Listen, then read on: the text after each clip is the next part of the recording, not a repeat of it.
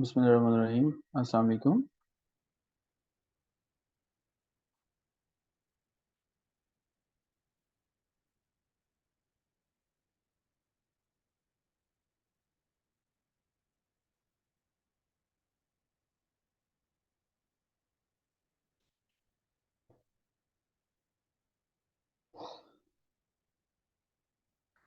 अच्छा जी।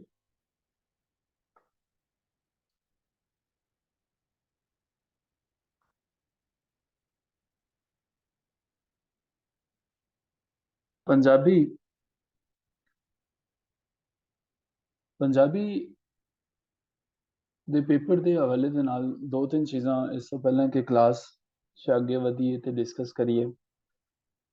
ਜ਼ੁਬਾਨਾਂ ਦੇ ਜਿੰਨੇ ਵੀ ਪੇਪਰ ਹੁੰਦੇ ਨੇ, ਚਾਹੇ ਉਹ ਪੰਜਾਬੀ ਹੈ, ਚਾਹੇ ਉਹ ਪਸ਼ਤੋ ਹੈ, ਸਿੰਧੀ ਹੈ, ਬਲੋਚੀ ਹੈ, ਉਹ ਜ਼ੁਬਾਨ ਦੇ ਵਿੱਚ ਐਗਜ਼ਾਮੀਨਰ ਜਿਹੜਾ ਹੈ ਉਹਨੂੰ ਪ੍ਰਮੋਟ ਕਰਨ ਦੀ ਕੋਸ਼ਿਸ਼ ਕਰਦਾ ਹੈ। ਸਭ ਤੋਂ ਪਹਿਲਾਂ ਅਸੀਂ ਅੱਜ ਦੇ ਲੈਕਚਰ ਦੇ ਵਿੱਚ ਇਹ ਦੇਖਣ ਦੀ ਕੋਸ਼ਿਸ਼ ਕਰਾਂਗੇ ਕਿ ਜਦੋਂ ਸੀਐਸਐਸ ਦੀ ਪੰਜਾਬੀ ਦੀ ਅਸੀਂ ਗੱਲ ਕਰਦੇ ਹਾਂ ਤੇ ਸੀਐਸਐਸ ਦੀ ਪੰਜਾਬੀ ਦਾ ਸਿਲੇਬਸ ਕੀ ਹੈ, ਨਿਸਾਬ ਕੀ ਹੈ।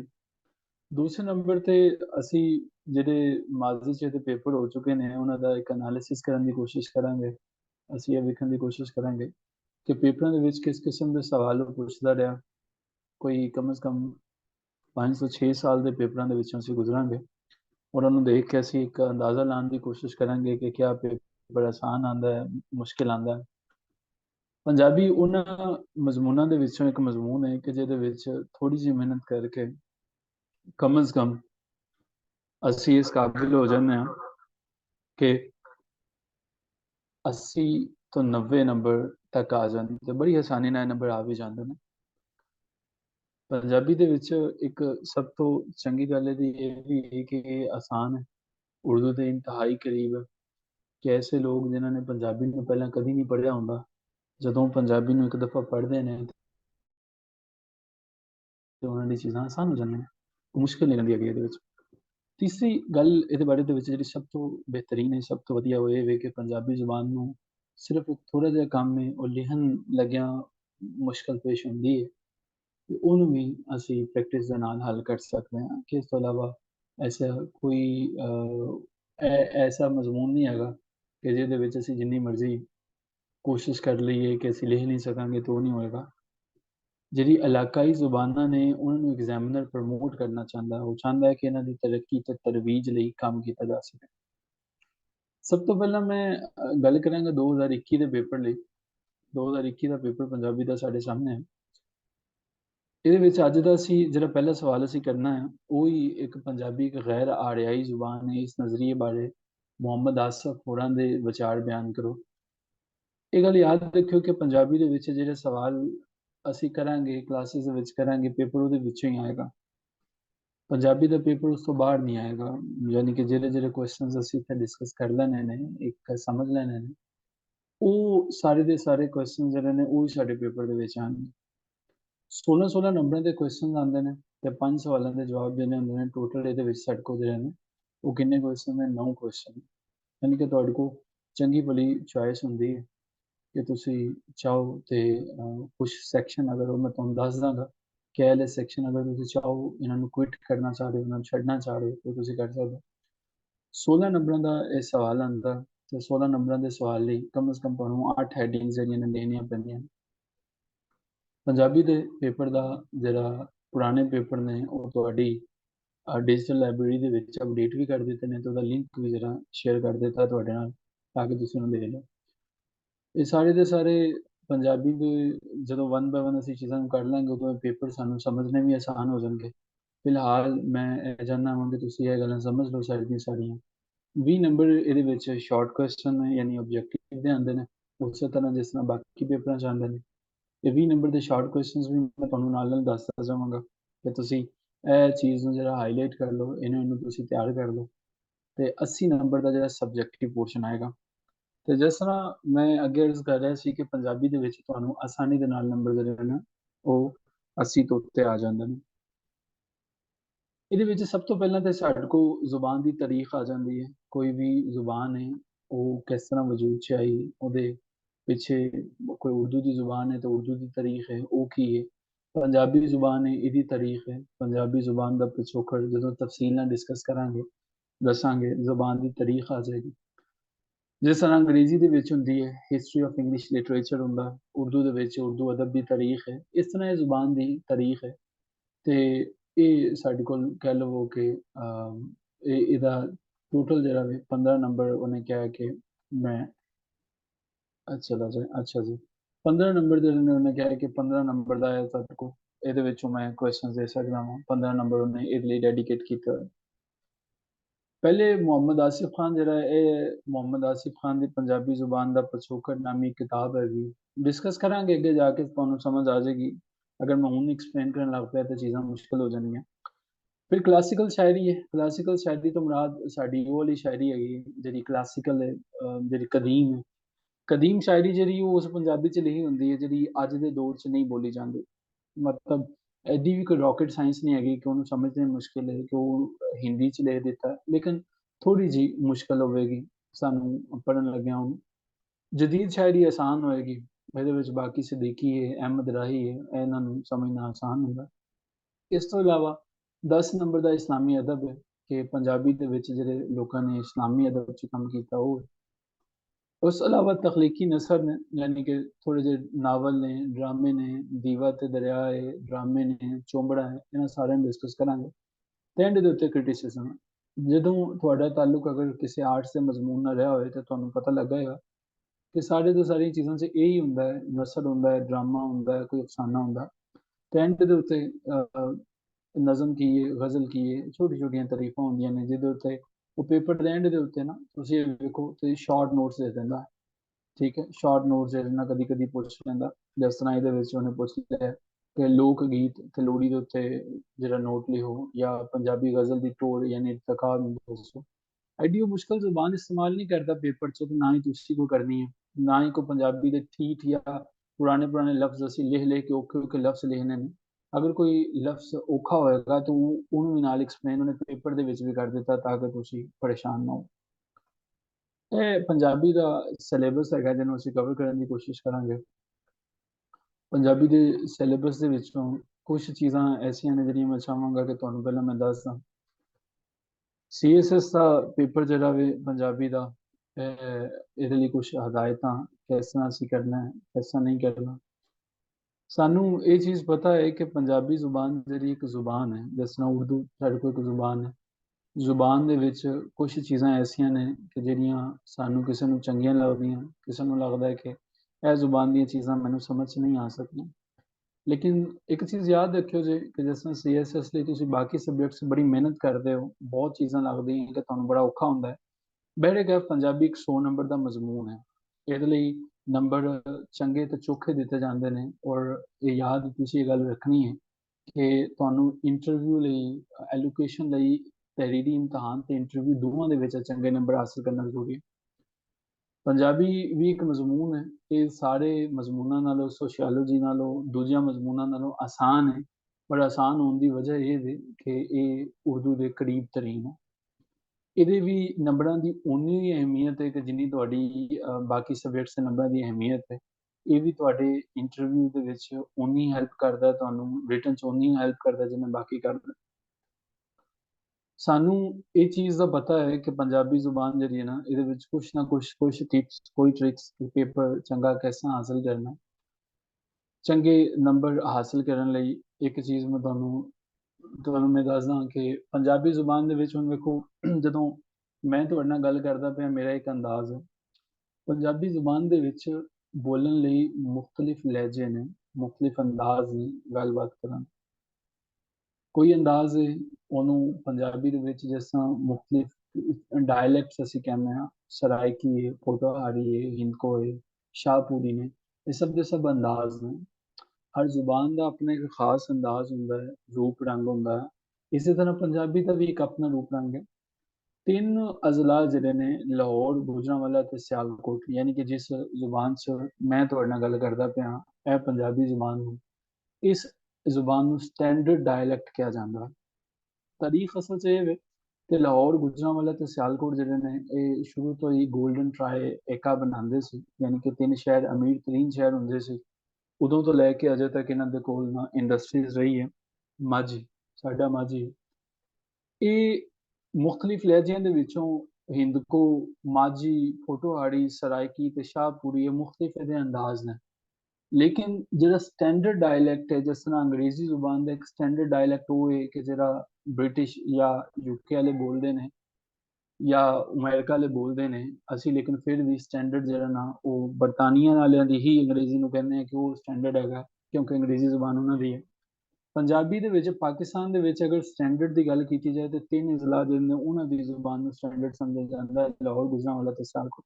ਵਜ੍ਹਾ ਕੀ ਸੀ? ਵਜ੍ਹਾ ਇਹ ਵੇ ਕਿ ਇਹ ਲੋਕ ਉਹ ਸੀ ਜਿਨ੍ਹਾਂ ਨੇ ਸਕੂਲਾਂ ਕਾਲਜਾਂ 'ਚ ਪਹਿਲਾਂ ਪ੍ਰਮੋਟ ਕੀਤਾ। ਅਮੀਰ ਅਜ਼ਲਾ ਹੁੰਦੇ ਸੀ ਤੇ ਇਹਨਾਂ ਨੇ ਰਸਾਲੇ ਉਹਦੇ ਉੱਤੇ ਕੰਮ ਕਰਨਾ ਸ਼ੁਰੂ ਕਰ ਦਿੱਤਾ, ਅਖਬਾਰਾਂ ਕੰਮ ਕਰਨਾ ਸ਼ੁਰੂ ਕਰ ਦਿੱਤੀਆਂ। ਤੇ ਇਸ ਵਜ੍ਹਾ ਦੇ ਨਾਲ ਇਹ ਜ਼ੁਬਾਨ, ਇਹ ਤਿੰਨ ਅਜ਼ਲਾ ਜਿਹੜੇ ਹੈਗੇ ਨੇ, ਇਹਨਾਂ ਦੀ ਡਾਇਲੈਕਟ ਨੂੰ ਸਟੈਂਡਰਡ ਜਾਂ ਮਿਆਰੀ ਡਾਇਲੈਕਟ ਕਹਿੰਦੇ ਆ। ਅਜੇ ਅਸੀਂ ਕਿਤਾਬ ਸ਼ੁਰੂ ਨਹੀਂ ਕੀਤੀ। ਤੁਸੀਂ ਪੇਪਰ 'ਚ ਬਹਿ ਗਏ ਹੋ, ਪੇਪਰ 'ਚ ਬਹਿ ਕੇ ਸਭ ਤੋਂ ਪਹਿਲੀ ਗੱਲ ਇਹ ਵੇ ਕਿ ਪਰਚਾ ਸਿਰਫ ਪੰਜਾਬੀ ਜ਼ੁਬਾਨ ਦੇ ਵਿੱਚ ਹੱਲ ਕਰੋ। ਕਿਤੇ ਨਹੀਂ ਸਮਝ ਆਉਂਦੀ, ਕੋਈ ਲਫ਼ਜ਼ ਹੀ ਨਹੀਂ ਸਮਝ ਆਉਂਦੀ ਤੇ ਉਰਦੂ ਦਾ ਲਫ਼ਜ਼ ਤੁਸੀਂ ਯੂਜ਼ ਕਰ ਸਕਦੇ ਹੋ, ਉਰਦੂ ਦੇ ਲਫ਼ਜ਼ ਨੂੰ, ਲੇਕਿਨ ਸਾਰੇ ਦਾ ਸਾਰਾ ਪੇਪਰ ਉਹਦੇ ਵਿੱਚ ਤੁਸੀਂ ਨਹੀਂ ਹੱਲ ਕਰ ਸਕਦੇ। ਰੋਮਨ ਅੰਗਰੇਜ਼ੀ ਕਦੀ ਵੀ ਲਿਖਣੀ ਹੈ, ਵਰਨਾ ਨੰਬਰ ਸਿਫਰ ਮਿਲੇਗਾ। ਪੰਜਾਬੀ ਦਾ ਪੇਪਰ ਜਦੋਂ ਵੀ ਤੁਸੀਂ ਸ਼ੁਰੂ ਕਰਨਾ ਹੈ ਤੇ ਉਹਨੂੰ ਕੋਸ਼ਿਸ਼ ਕਰਨਾ ਜਦੋਂ ਤੁਸੀਂ ਉਰਦੂ ਵਾਲਾ ਪੇਪਰ ਸ਼ੁਰੂ ਕਰਦੇ ਹੋ, ठीक है, यानी सज्जे पास से शुरू करना है। दूसरे पास से राइट हैंड साइड से जो है आपने कोशिश करनी है कि जब लिखता है तो राइट हैंड साइड से लिखें, जहाँ से उर्दू का पेपर जो शुरू करते हैं। कुछ लोगों की आदत है, उन्होंने लगता है कि एग्जामिनर जरा वे ना उन्होंने औखे औखे लफ्ज़ ਜਿਹੜੇ ਨੇ ਟਿਪੀਕਲ ਵਰਡ ਨੇ, ਠੀਠ ਪੰਜਾਬੀ ਦੇ ਲਫ਼ਜ਼ ਮੈਂ ਇਸਤੇਮਾਲ ਕਰਾਂਗਾ। ਜਿਸ ਤਰ੍ਹਾਂ ਮੈਂ ਕਹਾਂ, ਮੈਨੂੰ ਤੁਹਾਡੇ ਨਾਲ ਮਿਲ ਕੇ ਮੇਰੇ ਦਿਲ ਦੀਆਂ ਨੀਹਾਂ ਤੱਕ ਜਿਹੜੀਆਂ ਨੇ ਨਾ ਡੂੰਘੀਆਂ ਹੋ ਗਈਆਂ ਨੇ। ਇਹਦੀ ਬਜਾਏ ਇੱਕ ਸਾਦਾ ਜੀ ਗੱਲ ਕਹਿਣੀ ਕਿ ਤੁਹਾਨੂੰ ਵੇਖ ਕੇ ਮੈਨੂੰ ਬੜਾ ਸਕੂਨ ਮਿਲਿਆ। ਇਹ ਕਿਤੇ ਸੌਖੀ ਗੱਲ ਹੈ, ਆਸਾਨ ਪੰਜਾਬੀ ਲਿਖੋ, ਕੋਈ ਔਖੀ ਪੰਜਾਬੀ ਪੇਪਰ ਦੇ ਵਿੱਚ ਲਿਖਣ ਦੀ ਜ਼ਰੂਰਤ ਨਹੀਂ ਤੇ ਨਾ ਹੀ ਐਗਜ਼ਾਮੀਨਰ ਉਹਨੂੰ ਜਿਹੜਾ ਬੜਾ ਪਸੰਦ ਕਰਦਾ ਤੇ ਨੰਬਰ ਦਿੰਦਾ। ਇਹ ਗੱਲ ਮੈਂ ਤੁਹਾਨੂੰ ਅੰਗਰੇਜ਼ੀ ਦੇ ਪੇਪਰ 'ਚ ਵੀ ਸਮਝਾਉਂਦਾ ਰਹਿੰਦਾ ਕਿ ਐਗਜ਼ਾਮੀਨਰ ਦਾ ਮਕਸਦ ਇਹ ਨਹੀਂ ਕਿ ਤੁਸੀਂ ਉਹਨੂੰ ਲੱਭ ਲੱਭ ਕੇ ਔਖੇ ਔਖੇ ਲਫ਼ਜ਼ ਦੱਸੋ, ਉਹਦਾ ਮਕਸਦ ਸਿਰਫ ਇਹ ਵੇ ਕਿ ਤੁਸੀਂ ਉਹਨੂੰ ਸਮਝਾ ਸਕੋ। ਪੰਜਾਬੀ, ਮੈਂ ਤੁਹਾਨੂੰ ਦੁਬਾਰਾ ਯਾਦ ਦਿਲਾਦਾ ਕਿ ਪੰਜਾਬੀ ਦੂਜੇ ਪੇਪਰਾਂ ਦੀ ਤਰ੍ਹਾਂ ਇੱਕ ਪੇਪਰ ਹੈਗਾ। ਇਹਦੇ ਵਿੱਚ ਬਹਿ ਕੇ ਤੁਹਾਨੂੰ ਆਪਣੇ ਨੋਟਸ ਬਣਾਉਣੇ ਪੈਣਗੇ, ਪੰਜਾਬੀ ਲਿਖਣੀ ਪਏਗੀ। ਪੰਜਾਬੀ ਅਗਰ ਕਿਤੇ ਲਫ਼ਜ਼ ਕੋਈ ਨਹੀਂ ਆਉਂਦਾ ਤਾਂ ਉਰਦੂ ਦੇ ਲਫ਼ਜ਼ ਤੁਸੀਂ ਲਿਖ ਸਕਦੇ ਹੋ, ਉਰਦੂ ਦੇ ਅਲਫਾਜ਼ ਇਸਤੇਮਾਲ ਕਰ ਸਕਦੇ ਹੋ। ਵਜ੍ਹਾ ਕੀ ਹੈ? ਕਿਉਂਕਿ ਪੰਜਾਬੀ ਦੇ ਵਿੱਚ ਵੀ 60% ਜਿਹੜੇ ਨੇ ਨਾ ਉਰਦੂ ਦੇ ਅਲਫਾਜ਼ ਹੀ ਸ਼ਾਮਿਲ ਨੇ। ਲੇਕਿਨ ਇੱਕ ਚੀਜ਼ ਦਾ ਖਿਆਲ ਰੱਖਣਾ ਹੈ ਕਿ ਜਦੋਂ ਪੰਜਾਬੀ ਜਿਹੜੀ ਹੈ ਉਹਨੂੰ ਤੁਸੀਂ ਇਸਤੇਮਾਲ ਕਰਦੇ ਹੋ, ਉਹਨੂੰ ਲਿਖਦੇ ਪਏ ਹੋ, ਤੇ ਤੁਹਾਡਾ ਸੈਂਟੈਂਸ ਸਟਰਕਚਰ ਜਿਹੜਾ ਵੀ ਉਹ ਪੰਜਾਬੀ 'ਚ ਰਹਿਣਾ ਚਾਹੀਦਾ। ਮਿਸਾਲ ਦੇ ਤੌਰ ਤੇ ਮੈਂ ਕਹਿੰਦਾ, ਅੱਜ ਸਵੇਰੇ ਮੈਂ ਉੱਠਿਆ ਤੇ ਮੈਂ ਵੇਖਿਆ ਕਿ ਸੂਰਜ ਮਸ਼ਰਕ ਤੋਂ ਨਿਕਲਿਆ। ਹੁਣ ਮਸ਼ਰਕ ਨੂੰ ਮੈਨੂੰ ਨਹੀਂ ਪਤਾ ਪੰਜਾਬੀ 'ਚ ਕੀ ਕਹਿੰਦੇ ਨੇ, ਮੈਂ ਮਸ਼ਰਕ ਹੀ ਕਰ, ਠੀਕ ਹੈ। ਤੇ ਇਹ ਅਸੀਂ ਇਸਤੇਮਾਲ ਕਰ ਸਕਦੇ ਹਾਂ, ਲੇਕਿਨ ਸੈਂਟੈਂਸ ਸਟਰਕਚਰ ਜਿਹੜਾ ਤਬਦੀਲ ਨਹੀਂ ਹੁੰਦਾ। ਹਰ ਇਲਾਕੇ ਦੇ ਵਿੱਚ ਪੰਜਾਬੀ ਬੋਲਣ ਦਾ ਆਪਣਾ ਆਪਣਾ ਅੰਦਾਜ਼ ਹੈ। ਨਈਮ ਸਾਹਿਬ ਦੇ ਇਲਾਕੇ 'ਚ ਹੋਰ ਹੈ, ਮਾਨੂਰ ਸਾਹਿਬਾ ਦੇ 'ਚ ਹੋਰ ਹੈ।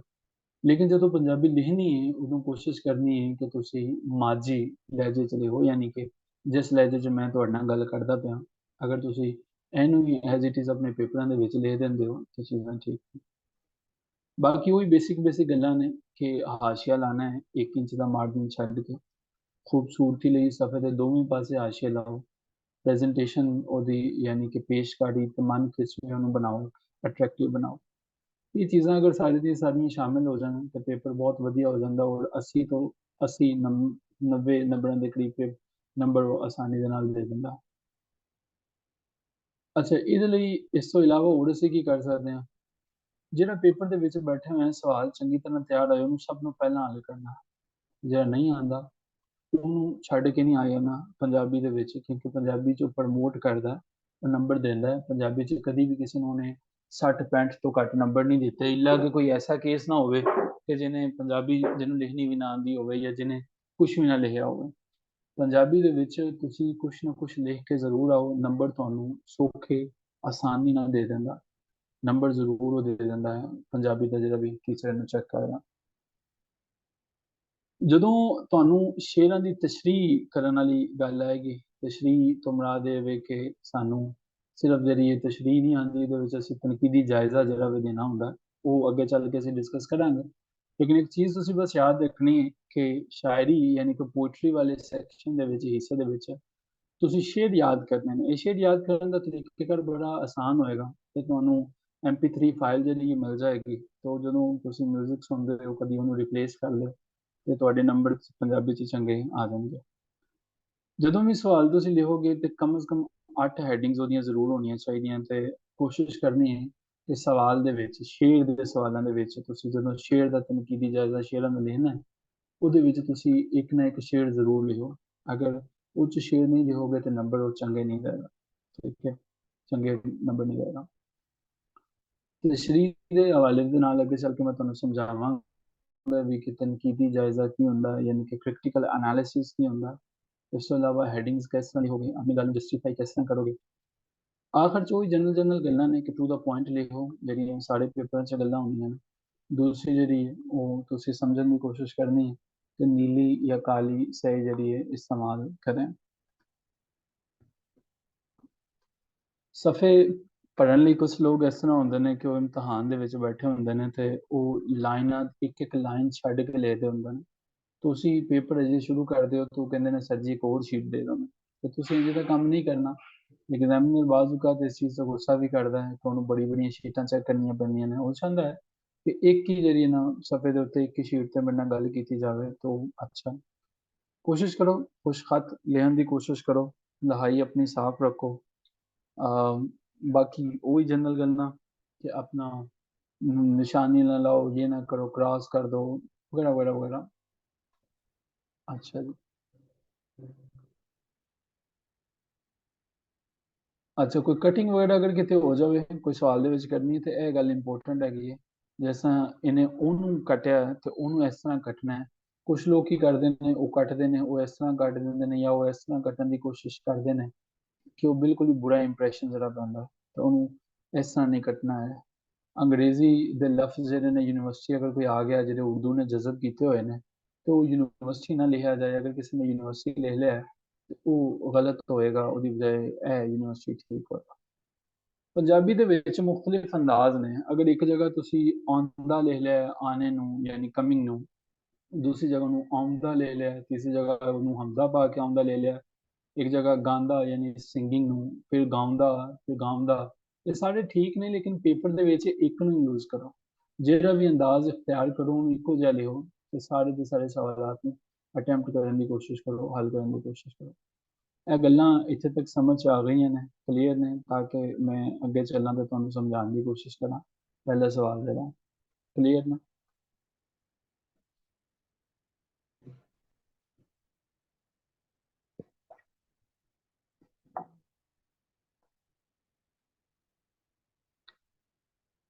क्यों जी मानूर, क्यों इंस्टा ਤੁਹਾਨੂੰ ਵੀ ਕਲੀਅਰ ਹੈ। ਅੱਛਾ ਆਸਫ ਖਾਨ ਹੋਰਾਂ ਨੇ ਨਾ ਇੱਕ ਪਹਿਲਾ ਹਰ ਜ਼ੁਬਾਨ ਦੀ ਜਿਹੜੀ ਹੈ ਨਾ ਇੱਕ ਤਾਰੀਖ ਹੁੰਦੀ ਹੈ। ਹੁਣ ਮੇਰੀਆਂ ਗੱਲਾਂ ਜ਼ਰਾ ਨਾ ਧਿਆਨ ਦੇ ਨਾਲ ਸੁਣਨਾ। ਵੇਖੋ ਪੰਜਾਬੀ ਨਾ ਇੱਕ ਕਹਾਣੀ ਦੀ ਤਰ੍ਹਾਂ ਹੈ ਤੇ ਪਹਿਲਾਂ ਨਾ ਚੱਲਦੇ ਹਾਂ ਅਸੀਂ ਵਾਈਟ ਬੋਰਡ ਤੇ ਕਹਾਣੀ ਸਮਝਣ ਦੀ ਕੋਸ਼ਿਸ਼ ਕਰਦੇ ਹਾਂ। ਕਹਾਣੀ ਕੁਛ ਇਸ ਤਰ੍ਹਾਂ ਹੈ ਕਿ ਯਾਰ ਇੱਕ ਫॉर एग्जांपल कोई भी ज़ुबान है, पंजाबी एक ज़ुबान, वो ज़ुबान एक दिन से तो वजूद नहीं आ गई। ठीक है, वो ज़ुबान के पीछे कोई ना कोई हिस्टरी मौजूद है, कोई ना कोई तारीख मौजूद है। ਹੁਣ ਹਰ ਜ਼ੁਬਾਨ ਦੀ ਪਿੱਛੇ ਜਿਹੜੀ ਹਿਸਟਰੀ ਮੌਜੂਦ ਹੈ ਉਹਨੂੰ ਕਹਿੰਦੇ ਨੇ ਪੰਜਾਬੀ ਜ਼ੁਬਾਨ ਦੀ ਤਾਰੀਖ ਜਾਂ ਉਸ ਜ਼ੁਬਾਨ ਦੀ ਤਾਰੀਖ। ਪੰਜਾਬੀ ਜ਼ੁਬਾਨ ਦੇ ਬਾਰੇ 'ਚ ਨਾ ਆੜੀਆ ਯਾਨੀ ਗੋੜੇ ਜਦੋਂ ਇੱਥੇ ਆਏ ਨੇ ਇੰਡੀਆ ਦੇ ਵਿੱਚ, ਉਹਨਾਂ ਨੇ ਕਿਹਾ ਕਿ ਪੰਜਾਬੀ ਜ਼ੁਬਾਨ ਤੇ ਅਸੀਂ ਲੈ ਕੇ ਆਏ ਹਾਂ। ਇਹ ਗੱਲ ਜਦੋਂ ਪਤਾ ਲੱਗਦੀ ਹੈ ਪੰਜਾਬੀ ਪੰਜਾਬ ਦੇ ਰਹਿਣ ਵਾਲਿਆਂ ਨੂੰ, ਉਹ ਕਹਿੰਦੇ ਨੇ ਕਿ ਯਾਰ ਇਹ ਕੀ ਗੱਲ ਤੁਸੀਂ ਕੀਤੀ ਹੈ ਕਿ ਆੜੀਆ ਯਾਨੀ ਕਿ ਗੋਰੇ ਕਹਿੰਦੇ ਨੇ ਕਿ ਜਦੋਂ ਅਸੀਂ ਆਏ ਹਾਂ ਪਹਿਲਾਂ ਅਸੀਂ ਹਮਲਾ ਕੀਤਾ, ਸਾਡੇ ਜਿਹੜੇ ਵੱਡੇ ਹਨ ਆੜਿਆਨ ਸੀ ਉਹ ਆਏ ਨੇ, ਸਾਡੇ ਵੱਡੇ ਬਜ਼ੁਰਗ ਉਹ ਪੰਜਾਬੀ ਲੈ ਕੇ ਆਏ ਨੇ। ਨਹੀਂ, ਇਹ ਗੱਲ ਗਲਤ ਹੈ। ਪੰਜਾਬੀ ਉਸ ਤੋਂ ਪਹਿਲਾਂ ਦੀ ਮੌਜੂਦ ਹੈ। ਪੰਜਾਬੀ ਜ਼ੁਬਾਨ ਦੇ ਵਿੱਚ ਇੱਕ ਬੰਦਾ ਉੱਠਦਾ ਹੈ, ਉਹਦਾ ਨਾਮ ਹੈ ਮੁਹੰਮਦ ਆਸਫ। ਮੁਹੰਮਦ ਆਸਫ ਜਿਹੜਾ ਹੈ ਨਾ, ਮੁਹੰਮਦ ਆਸਫ ਨੇ ਇੱਕ ਕਿਤਾਬ ਲਿਖਦੇ ਨੇ। ਉਹ ਕਿਤਾਬ ਦੇ ਵਿੱਚ ਤਕਰੀਬਨ ਸਾਡੇ ਕੋਲ 160 ਸਫ਼ਿਆਂ ਦੀ ਕਿਤਾਬ ਲਿਖਦੇ ਹੁੰਦੇ ਨੇ। ਉਹ ਕਿਤਾਬ ਦਾ ਨਾਮ ਹੈ ਪੰਜਾਬੀ ਜ਼ੁਬਾਨ ਦਾ ਪਿਛੋਕੜ। ਪਿਛੋਕੜ ਕਿਹਾ ਜਾਂਦਾ ਹੈ ਹਿਸਟਰੀ, ਤਾਰੀਖ ਨੂੰ ਕਿਹਾ ਜਾਂਦਾ। ਆਸਫ ਹੁਰੀ ਇਹ ਕਿਤਾਬ ਲਿਖਦੇ ਹੁੰਦੇ ਨੇ, ਪਸੇ ਮੰਜ਼ਰ ਨੂੰ ਤਾਰੀਖ ਨੂੰ ਕਿਹਾ ਜਾਂਦਾ ਹੈ। ਉਹਦੇ ਵਿੱਚ ਉਹ ਕਹਿੰਦੇ ਨੇ ਕਿ ਯਾਰ ਜਿਹੜੀ ਤੁਸੀਂ ਗੱਲ ਕਹਿੰਦੇ ਹੋ ਕਿ ਆਰਿਆਨ ਨੂੰ ਜ਼ੁਬਾਨ ਨੂੰ ਪੰਜਾਬੀ ਨੂੰ ਪੰਜਾਬ 'ਚ ਲੈ ਕੇ ਆਏ ਨੇ, ਇਹ ਗੱਲ ਗਲਤ ਹੈ। ਠੀਕ ਹੈ, ਇਹ ਇੰਜ ਨਹੀਂ ਹੈ, ਇਹ ਜ਼ੁਬਾਨ ਉਸ ਤੋਂ ਪਹਿਲਾਂ ਦੀ ਮੌਜੂਦ ਸੀ। ਆਸਫ ਤਿੰਨ ਤਰ੍ਹਾਂ ਦੇ ਖਿਆਲਾਤ ਪਾਏ ਜਾਂਦੇ ਨੇ, ਤਿੰਨ ਤਰ੍ਹਾਂ ਦੇ ਨਜ਼ਰੀਏ ਪਾਏ ਜਾਂਦੇ ਨੇ। ਆਸਫ ਸਾਰਿਆਂ ਨੂੰ ਤਿੰਨ ਤਰ੍ਹਾਂ ਦੀਆਂ ਗੱਲਾਂ ਪਾਈ ਜਾਂਦੀਆਂ ਕਿ ਪੰਜਾਬੀ ਇੱਥੋਂ ਆਈ, ਇੱਥੋਂ ਆਈ, ਇੱਥੋਂ ਆਈ। ਉਹ ਕਹਿੰਦਾ ਇੱਥੋਂ ਨਹੀਂ ਆਈ, ਕਿਤੋਂ ਵੀ ਆਈ। ਉਹ ਦੱਸਦਾ ਹੈ ਕਿ ਪੰਜਾਬੀ ਜ਼ੁਬਾਨ ਕਿੱਥੋਂ ਆਈ। ਠੀਕ ਹੈ, ਇਹ ਸਵਾਲ ਉਹਨੂੰ 2021 ਦੇ ਵਿੱਚ ਦੇ ਦਿੱਤਾ ਸੀ ਕਿ ਪੰਜਾਬੀ ਜ਼ੁਬਾਨ ਦੇ ਪਿਛੋਕੜ ਦੇ ਬਾਰੇ 'ਚ ਤੁਸੀਂ ਕੀ ਜਾਣਦੇ ਹੋ। ਇਹ ਦੂਜੀ ਗੱਲ ਇਹ ਹੈ ਕਿ ਆਸਫ ਨੇ ਸਾਬਤ ਕਰਨ ਦੀ ਕੋਸ਼ਿਸ਼ ਕੀਤੀ ਸੀ ਕਿ ਇੱਕ ਗੈਰ ਆਰੀਆਈ ਜ਼ੁਬਾਨ ਹੈ। ਜਿਹੜੇ ਅੰਗਰੇਜ਼ ਆ ਕੇ ਕਹਿੰਦੇ ਨੇ ਕਿ ਪੰਜਾਬੀ ਨੂੰ ਅਸੀਂ ਲੈ ਕੇ ਆਏ ਹਾਂ। ਆਸਫ ਖਾਨ ਨੇ ਕਿਹਾ ਕਿ ਯਾਰ ਮੈਂ ਪੰਜਾਬ ਦਾ ਪੁੱਤਰ ਹਾਂ, ਮੈਂ ਪੰਜਾਬ 'ਚ ਰਹਿਣ ਵਾਲਾ ਵਾਂ, ਤੇ ਮੈਂ ਇਸ ਗੱਲ ਨੂੰ ਗਲਤ ਸਾਬਤ ਕਰਾਂਗਾ ਕਿ ਤੁਸੀਂ ਪੰਜਾਬੀ ਨਹੀਂ ਲੈ ਕੇ ਆਏ ਆ। ਇਹ ਪੰਜਾਬੀ ਸਾਡੀ ਆਪਣੀ ਜ਼ੁਬਾਨ ਹੈ ਤੇ ਅਸੀਂ ਜਿਹੜੇ ਨਾ ਇਹਨਾਂ ਨੂੰ ਮਤਲਬ ਕਿ ਪੰਜਾਬੀ ਦੇ ਸਹੀ ਵਾਰਸ ਹਾਂ, ਤੇ ਇਹ ਗੱਲ ਨੂੰ ਅਸੀਂ ਸਮਝਣ ਦੀ ਕੋਸ਼ਿਸ਼ ਕਰਦੇ ਹਾਂ। ਹੁਣ ਵੇਖੋ, ਜਦੋਂ ਤੁਸੀਂ ਕਿਸੇ ਚੀਜ਼ ਨੂੰ ਸਾਬਤ ਕਰਨਾ ਨਾ, ਮਿਸਾਲ ਦੇ ਤੌਰ ਤੇ ਮੈਂ ਤੁਹਾਨੂੰ ਕਿਹਾ ਕਿ ਇਹ ਮੋਬਾਈਲ ਇਹ ਮੇਰਾ ਹੈ, ਤੁਸੀਂ ਕਹਿੰਦੇ ਨਹੀਂ ਸਰ ਜੀ ਇਹ ਮੇਰਾ ਹੈ। ਹੁਣ ਸਾਡੀ ਬਹਿਸ ਹੋਏਗੀ, ਹੁਣ ਅਸੀਂ ਇਹਦੇ ਉੱਤੇ ਤਕਰੀਰ ਕਰਾਂਗੇ। ਮੈਂ ਤੁਹਾਨੂੰ ਕਹਾਂਗੇ ਤੁਹਾਡਾ, ਤੇ ਮੈਨੂੰ ਦਲੀਲ ਦਵੋ। ਤੁਸੀਂ ਮੈਨੂੰ ਇੱਕ ਦਲੀਲ ਦਵੋਗੇ, ਮੈਂ ਕਹਾਂਗਾ ਨਹੀਂ ਇਹ ਗਲਤ ਹੈ। ਤੁਸੀਂ ਮੈਨੂੰ ਦੂਜੀ ਦਵੋਗੇ, ਮੈਂ ਕਹਾਂਗਾ ਗਲਤ ਹੈ। ਤੁਸੀਂ ਤੀਸਰੀ ਦੋਗੇ, ਮੈਂ ਕਹਾਂਗੀ ਗਲਤ ਹੈ। ਲੇਕਿਨ ਕੋਈ ਐਸੀ ਤੁਸੀਂ ਫਿਰ ਦਲੀਲ ਲੈ ਕੇ ਆਓਗੇ ਜਿਹੜੀ ਮੈਨੂੰ ਮੰਨਣੀ ਪਏਗੀ ਕਿ ਇਹ ਵਾਕਈ ਤੁਹਾਡੀ। ਆਸਫ ਹੁਸੈਨ ਵੀ ਕੁਛ ਦਲੀਲਾਂ, ਕੁਛ ਇਸ ਤਰ੍ਹਾਂ ਦੀਆਂ ਚੀਜ਼ਾਂ ਤੁਹਾਨੂੰ ਦੱਸਦੇ ਨੇ ਤੇ ਸਾਬਤ ਕਰਦੇ ਨੇ ਕਿ ਯਾਰ ਪੰਜਾਬੀ ਜ਼ੁਬਾਨ ਗੋਰਿਆਂ ਦੀ ਲਿਆਂਦੀ ਹੋਈ ਜ਼ੁਬਾਨ ਨਹੀਂ ਹੈਗੀ, ਇਹ ਸਾਡੀ ਆਪਣੀ ਜ਼ੁਬਾਨ। ਠੀਕ ਹੈ, ਸਵਾਲ ਦੀ ਸਮਝ ਆ ਗਈ? ਤਾਂ ਕਿ ਅੱਗੇ ਫਿਰ ਚੱਲਣਾ। ਇਹ ਪੇਪਰ 'ਚ ਸਵਾਲ ਜਿਹੜਾ ਨਾ 2021 ਦੇ ਪੇਪਰ 'ਚ ਉਹਨੇ ਐਜ਼ ਇਟ ਇਜ਼ ਇੱਕ ਕੁਐਸਚਨ ਦੇ ਦਿੱਤਾ ਸੀ। ਇਹ ਵੇਖੋ, ਪੰਜਾਬੀ ਇੱਕ ਗੈਰ ਆੜੀ ਜ਼ੁਬਾਨ ਹੈ, ਇਸ ਨਜ਼ਰੀਏ ਬਾਰੇ ਮੁਹੰਮਦ ਆਸਫ ਉਹਨਾਂ ਦੇ ਵਿਚਾਰ ਜਿਹੜੇ ਨੇ ਬਿਆਨ ਕਰੋ। ਉਹਨੇ ਇੰਝ ਹੀ ਦੇ ਦਿੱਤਾ ਹੈ। ਇਹ ਸਵਾਲ ਇੰਝ ਹੀ ਆਉਣਾ ਹੈ ਪੰਜਾਬੀ ਦੇ ਵਿੱਚ, ਅਗਰ ਆਇਆ ਤੇ ਇਹਦਾ ਜਵਾਬ ਵੀ ਅਸੀਂ ਇਹੀ ਜਵਾਬ ਛਾਪ ਦੇਣਾ। ਮਤਲਬ ਇਹਦੇ ਵਿੱਚ ਕੋਈ ਤੁਹਾਡੀ ਕ੍ਰਿਟੀਕਲ ਐਨਾਲਿਸਿਸ ਨਹੀਂ, ਕੋਈ ਯਾਦ ਨਹੀਂ ਕਰਨਾ, ਸਮਝ ਕੇ ਆਪਣੇ ਲਫ਼ਜ਼ਾਂ 'ਚ ਲੈ ਸਕਦੇ ਹੋ।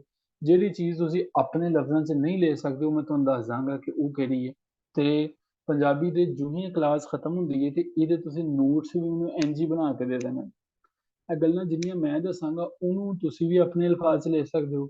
ਜਿਹੜੀ ਗੱਲ ਮੈਂ ਤੁਹਾਨੂੰ ਕਹਿਣੀ ਕਿ ਇਹਨੂੰ ਐਜ਼ ਇਟ ਇਜ਼ ਹੀ ਲਿਖਣਾ ਹੈ, ਉਹਨੂੰ ਤੁਸੀਂ ਉਂਝ ਹੀ ਲਿਖ ਦੇਣਾ। ਠੀਕ ਹੈ, ਗੱਲ ਇੰਝ ਮੁਹੰਮਦ ਆਸਫ ਖਾਨ ਕਹਿੰਦੇ ਨੇ ਕਿ ਯਾਰ ਇਹ ਗੱਲ ਝੂਠੀ ਹੈ ਕਿ ਪੰਜਾਬੀ ਜ਼ੁਬਾਨ ਜਿਹੜੀ ਨਾ ਗੋਰੇ ਲੈ ਕੇ ਆਏ ਨੇ। ਇਹ ਪੰਜਾਬੀ ਤੇ ਢੇਰ ਪੁਰਾਣੀ ਜ਼ੁਬਾਨ ਹੈ, ਇਹ ਤੇ ਬਹੁਤ ਪਹਿਲਾਂ ਦੀ ਇੱਥੇ ਆਈ ਹੋਈ ਹੈ। ਇਹਦੀਆਂ ਜੜ੍ਹਾਂ ਹਜ਼ਾਰਾਂ ਵਰ੍ਹਿਆਂ ਪਹਿਲੇ ਦੀਆਂ ਪੰਜਾਬ ਧਰਤੀ ਦੇ ਵਿੱਚੋਂ ਫੁੱਟਦੀਆਂ ਨੇ, ਨਿਕਲਦੀਆਂ ਨੇ। ਠੀਕ ਹੈ, ਇਮਰਜ ਹੁੰਦੀਆਂ ਨੇ, ਇਵੋਲਵ ਹੁੰਦੀਆਂ ਨੇ। ਠੀਕ ਹੈ, ਬ੍ਰਿੰਗ ਅਪ ਉਹਨਾਂ ਨੂੰ ਉਹ ਹੁੰਦੀਆਂ ਨੇ। ਪੰਜਾਬ ਜਿਹੜਾ ਨਾ ਅਸਲ ਦੇ ਵਿੱਚ ਪਹਿਲਾਂ ਪੰਜਾਬ ਸੀ ਦਰਿਆਏ ਰਾਵੀ ਦੇ ਕਿਨਾਰੇ ਤੇ। ਪੰਜਾਬ ਦੀ ਤਹਿਜ਼ੀਬ ਨੂੰ ਵਾਦੀ ਸਿੰਧ ਦੀ ਤਹਿਜ਼ੀਬ ਵੀ ਕਿਹਾ ਜਾਂਦਾ ਹੈ, ਯਾਨੀ ਕਿ ਇੰਡਸ ਵੈਲੀ ਸਿਵਲਾਈਜੇਸ਼ਨ। ਠੀਕ ਹੈ, ਇੰਡਸ ਵੈਲੀ ਸਿਵਲਾਈਜੇਸ਼ਨ ਵੀ ਕਿਹਾ ਜਾਂਦਾ ਹੈ। ਤੇ ਅਸਲ 'ਚ ਪੁਰਾਣੇ ਜ਼ਮਾਨੇ 'ਚ ਇੰਝ ਹੁੰਦਾ ਸੀ ਕਿ ਜਦੋਂ ਵੀ ਕੋਈ ਸ਼ਹਿਰ ਆਬਾਦ ਹੁੰਦਾ ਸੀ ਨਾ, ਇਹ ਦਰਿਆ ਚੱਲ ਰਿਹਾ ਹੈ ਤੇ ਦਰਿਆ ਦੇ ਕਿਨਾਰੇ ਤੇ ਆ ਕੇ ਆਬਾਦ ਹੋ ਜਾਂਦਾ ਸੀ। ਵਜ੍ਹਾ ਕੀ ਸੀ? ਪਾਣੀ ਲੈਣਾ ਸੌਖਾ ਹੁੰਦਾ ਸੀ, ਕਿਤੇ ਜਾਣਾ ਆਉਣਾ ਸੌਖਾ ਹੁੰਦਾ ਸੀ। ਕੋਈ ਇੱਧਰ ਆਬਾਦ ਹੈ, ਇਹਨੂੰ ਇੱਥੇ ਤੱਕ ਜਾਣਾ ਆਸਾਨ ਸੀ, ਬਜਾਏ ਦੇ ਕਿ ਖੁਸ਼ਕੀ ਦੇ ਰਸਤੇ ਤੋਂ ਜਾਣਾ, ਟਰੈਵਲ ਕਰਨਾ ਔਖਾ ਕੰਮ ਹੁੰਦਾ ਸੀ। ਤੇ ਇਹ ਆਰਾਮ ਸਕੂਨ ਦੇ ਨਾਲ ਇੱਧਰੋਂ ਉੱਧਰੋਂ ਟਰੈਵਲ ਕਰਨਾ। ਤੇ ਵਾਦੀ ਸਿੰਧ ਦੀ ਤਹਿਜ਼ੀਬ ਦਾ ਮਤਲਬ ਇਹ ਵੇ, ਉਹ ਤਹਿਜ਼ੀਬ ਜਿਹੜੀ ਦਰਿਆਏ ਸਿੰਧ ਦੇ ਕਿਨਾਰੇ ਆਬਾਦ ਸੀ। ਉਹ ਆਬਾਦੀ, ਉਹ ਲੋਕੀ ਜਿਹੜੇ ਸਿੰਧ ਦੇ ਕਿਨਾਰੇ ਆਬਾਦ ਸੀ। ਤੇ ਪੰਜਾਬ ਦੀ ਤਹਿਜ਼ੀਬ ਨੂੰ ਵਾਦੀ ਸਿੰਧ ਦੀ ਤਹਿਜ਼ੀਬ ਵੀ ਕਿਹਾ ਜਾਂਦਾ। ਲੇਕਿਨ ਆਸਫ ਕਹਿੰਦਾ ਹੈ ਕਿ ਯਾਰ ਮੈਨੂੰ ਇੱਕ ਗੱਲ ਦਾ ਬੜਾ ਅਫਸੋਸ ਹੈ। ਅਫਸੋਸ ਦੀ ਗੱਲ ਇਹ ਵੇ ਕਿ ਆਪਣੀ ਇੰਨੀ ਪੁਰਾਣੀ ਇਸ ਜ਼ੁਬਾਨ ਦੇ ਲਈ ਇੰਨੀ ਬਹੁਤ ਪੁਰਾਣੀ ਜ਼ੁਬਾਨ ਹੋਣ ਦੇ ਬਾਵਜੂਦ ਇਹਦੇ ਸੋਮੇ ਕਹਿੰਦੇ ਨੇ ਓਰੀਜਨ ਨੂੰ। ਠੀਕ ਹੈ, ਓਰੀਜਨ ਨੂੰ, ਸੋਰਸਿਸ ਨੂੰ, ਐਵੋਲਿਊਸ਼ਨ ਨੂੰ। ਇਹਦੇ ਸੋਮੇ ਜਿਹੜੇ ਨੇ ਉਹ ਆਰੀਆਂ ਦੀ ਆਮਦ ਦੇ ਨਾਲ ਜੋੜੇ ਜਾਂਦੇ ਨੇ। ਕਹਿੰਦੇ ਨੇ ਮੈਨੂੰ ਅਫਸੋਸ ਇਸ ਗੱਲ ਦਾ ਕਿ ਯਾਰ ਐਡੀ ਪੁਰਾਣੀ ਜ਼ੁਬਾਨ ਹੈ ਸਾਡੀ, ਤੇ ਉਹਨੂੰ ਇਹ ਕਹਿੰਦੇ ਨੇ ਕਿ ਜਦੋਂ ਜੋ ਕੋਲੰਬਸ ਨੇ ਕਿਤੇ ਅਮਰੀਕਾ ਦਰਿਆਫਤ ਕੀਤਾ ਤੇ ਉਸ ਤੋਂ ਬਾਅਦ ਇੰਡੀਆ ਵਾਲੀ ਸਾਈਡ ਤੇ ਲੋਕੀ ਨਿਕਲੇ ਨੇ, ਕਿਹਾ ਜਾਂਦਾ ਹੈ ਕਿ ਉਦੋਂ ਪੰਜਾਬੀ ਜ਼ੁਬਾਨ ਦੇ ਨਾਲ ਲੈ ਕੇ ਆਏ ਨੇ। ਇਹ ਗੱਲ ਝੂਠੀ ਹੈ, ਮੈਂ ਨਹੀਂ ਮੰਨਦਾ। ਸਾਡੀ ਜਿਹੜੀ ਉਹ ਆਪਣੀ ਤਹਿਜ਼ੀਬ ਉਹ ਤਮਦਨ ਹੈ। ਉਹ ਕਹਿੰਦੇ ਨੇ ਹਾਲਾਂਕਿ ਆਰੀਆਂ ਦੇ ਆਉਣ ਤੋਂ भी काफी अरसा पहले यह धरती ना सिर्फ आबाद थी, उनकी आमद से पहले भी हम लोग यहाँ पे आबाद थे। सगों तहजीबो सकाफत की चोटी तिकर अपनी हुई सी कि इन्नी ਉੱਚੀ चले गई सी कि लोकी दुनिया जरिए तहजीब ते सकाफत से ना कुछ सीखते सी। चोटी तिकर बुलंदी ते अपनी हुई सी, पहुंची हुई सी।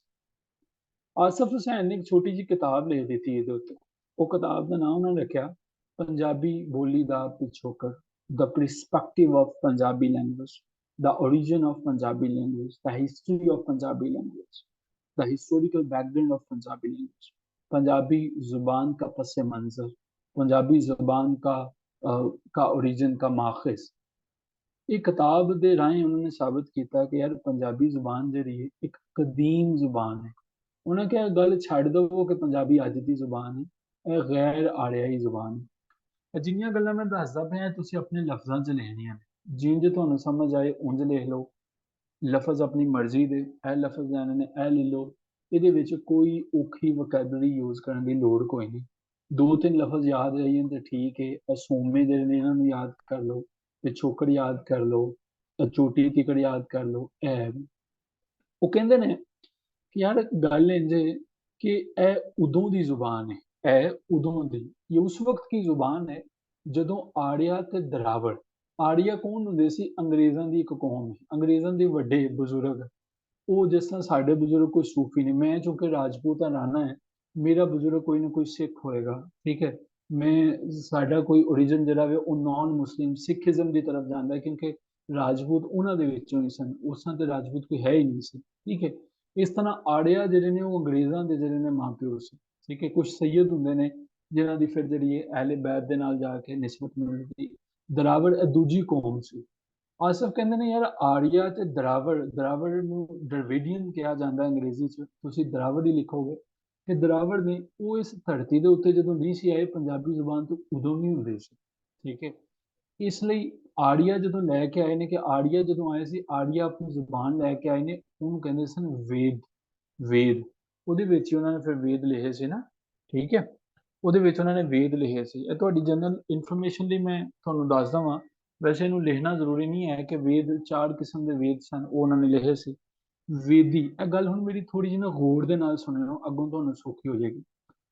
ਇਹ ਵੇਦ ਆੜੀਆਂ ਦੀ ਜ਼ੁਬਾਨ ਸੀ ਜਿਹੜੀ ਉਹ ਲੈ ਕੇ ਆਏ ਸੀ।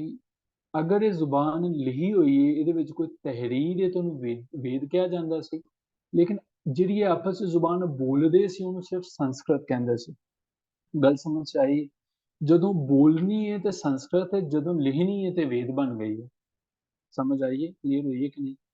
ਆਰੀਆ ਦੀ ਜਿਹੜੀ ਜ਼ੁਬਾਨ ਸੀ, ਜਦੋਂ ਲਿਖੀ ਜਾਣੀ ਉਦੋਂ ਵੇਦ, ਤੇ ਜੇ ਸਿਰਫ ਬੋਲਣੀ ਹੈ ਤਾਂ ਸੰਸਕ੍ਰਿਤ ਹੈ, ਠੀਕ ਹੈ। ਇਹ ਗੱਲ ਕਲੀਅਰ ਹੋ ਗਈ ਹੈ, ਠੀਕ ਹੈ। ਨਹੀਂ ਯਾਰ, ਅੜਾਈ ਹੋਰ ਹੈਗੇ ਨੇ, ਆਰੀਆ ਹੋਰ ਹੈਗੇ ਨੇ। ਆਰੀਆ ਜਿਹੜੇ ਨੇ ਨਾ ਉਹ ਸਿਰਫ ਅੰਗਰੇਜ਼ ਸਮਝਦੇ ਨੇ ਕਿ ਉਹ ਨੇ ਜਿਹੜੇ ਸਾਡੇ ਉੱਤੇ ਇਨਵੇਡ ਕੀਤਾ ਦੂਜੇ ਮੁਲਕਾਂ 'ਚੋਂ ਆ ਕੇ, ਠੀਕ ਹੈ। ਅੜਾਈਆਂ ਜਿਹੜੇ ਨੇ ਨਾ ਉਹਨਾਂ ਦਾ ਨਹੀਂ, ਉਹਨਾਂ ਨੇ ਇਨਵੇਡ ਨਹੀਂ ਕੀਤਾ ਹੈਗਾ, ਉਹ ਸਾਡੇ ਇੱਥੋਂ ਹੀ ਨੇ, ਠੀਕ ਹੈ ਜੀ। ਮਾਨੂਰ ਤੇ ਇੰਸ਼ਾ ਤੁਹਾਨੂੰ ਇਹ ਗੱਲ ਕਲੀਅਰ ਹੋਈ ਹੈ ਕਿ ਜਦੋਂ ਆੜੀਆ ਦੀ ਜ਼ੁਬਾਨ ਜਿਹੜੀ ਹੈਗੀ ਹੈ ਉਹ ਲਿਖੀ ਜਾਏਗੀ ਤੇ ਵੇਦ ਹੋਏਗੀ, ਬੋਲੀ ਜਾਏਗੀ ਤੇ ਸੰਸਕ੍ਰਿਤ ਹੋਏਗੀ।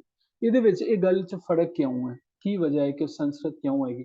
ਜਦੋਂ ਇਹ ਬੋਲਦੇ ਨੇ ਨਾ, ਉਦੋਂ ਗ੍ਰਾਮਰ ਦਾ ਕੋਈ ਅਸੂਲ ਨਹੀਂ ਸੀ ਜ਼ਿਹਨ 'ਚ ਨਹੀਂ ਸੀ ਰੱਖਦੇ ਹੁੰਦਾ, ਠੀਕ ਹੈ। ਉਦੋਂ ਇਹ ਨਹੀਂ ਸੀ ਯਾਦ ਰੱਖਦੇ ਕਿ ਇਹਨੂੰ ਅਸੂਲਾਂ ਦੇ ਨਾਲ, ਇਹ ਗ੍ਰਾਮਰ ਹੈ, ਇਹ ਵਰਬ ਹੈ, ਇਹ ਆਬਜੈਕਟ ਹੈ, ਇਹ ਫੇਲ ਹੈ, ਇਹਦਾ ਖਿਆਲ ਨਹੀਂ ਸੀ ਰੱਖਦੇ। ਲੇਕਿਨ ਜਦੋਂ ਲਿਖਦੇ ਸੀ ਉਦੋਂ ਖਿਆਲ ਰੱਖਦੇ ਸੀ, ਇਸ ਲਈ ਉਹਨੂੰ ਵੇਦ ਕਿਹਾ ਜਾਂਦਾ। ਇਸ ਲਈ ਉਹਨੂੰ ਜਦੋਂ ਲਿਖਦੇ ਨੇ ਉਹ ਵੇਦ ਕਹਿੰਦੇ ਨੇ। ਕਿਉਂ ਮੈਡਮ ਇੰਸਟਾ ਸਮਝ ਆ ਰਹੀ ਹੈ ਤੁਹਾਨੂੰ ਕਿ ਵੇਦ ਜਿਹੜਾ ਕੀ ਹੈ ਤੇ ਸੰਸਕ੍ਰਿਤ ਕੀ ਹੈ?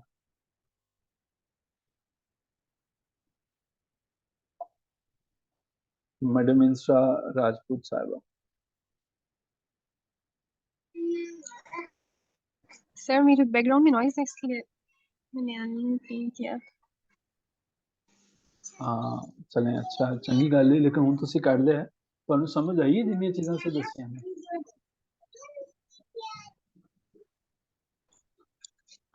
जी सर समझ आई है। Thank you so much. अच्छा जी, ओदी संस्कृत ते प्राकृत ਜਿਹੜੀ है। अच्छा माइक बंद कर दें प्लीज आप अपना।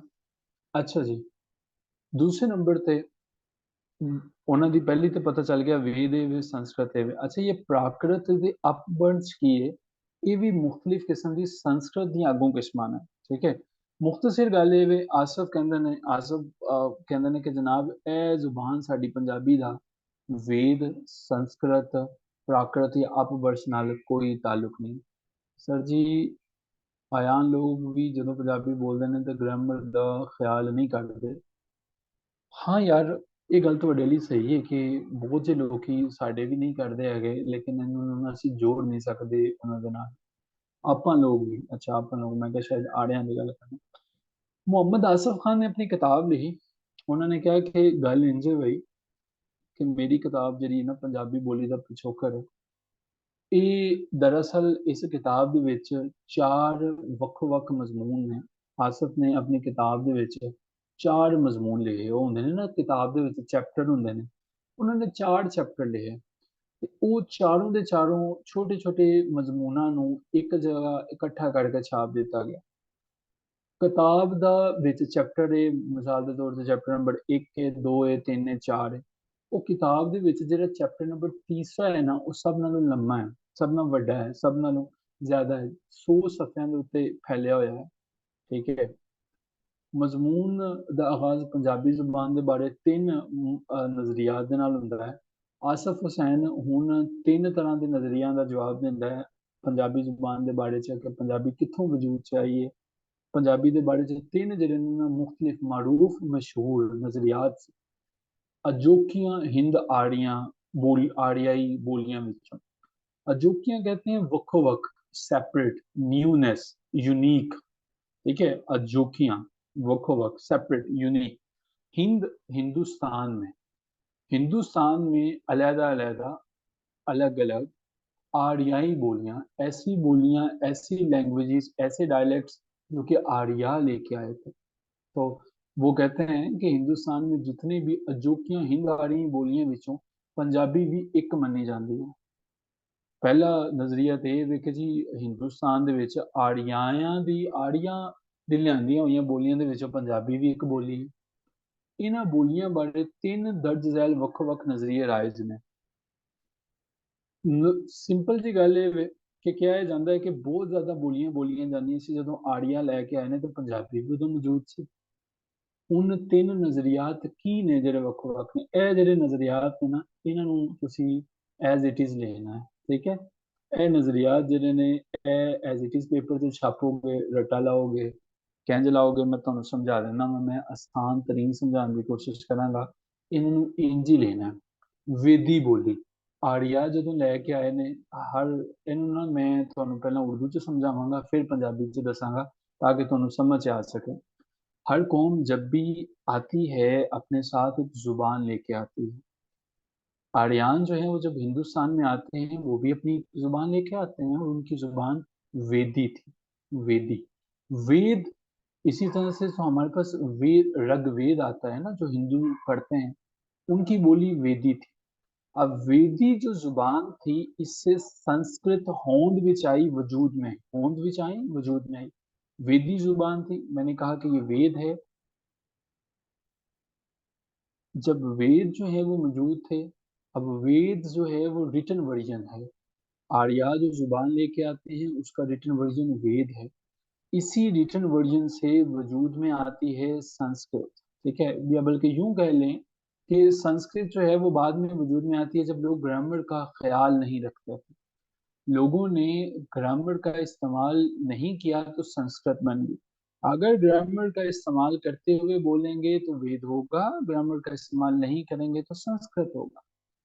अब संस्कृत जो है, जब एक बंदा है उसने देखा कि यार संस्कृत तो लोग लाहौर में कुछ और बोल रहे हैं, बहावलपुर में कुछ और बोल रहे हैं।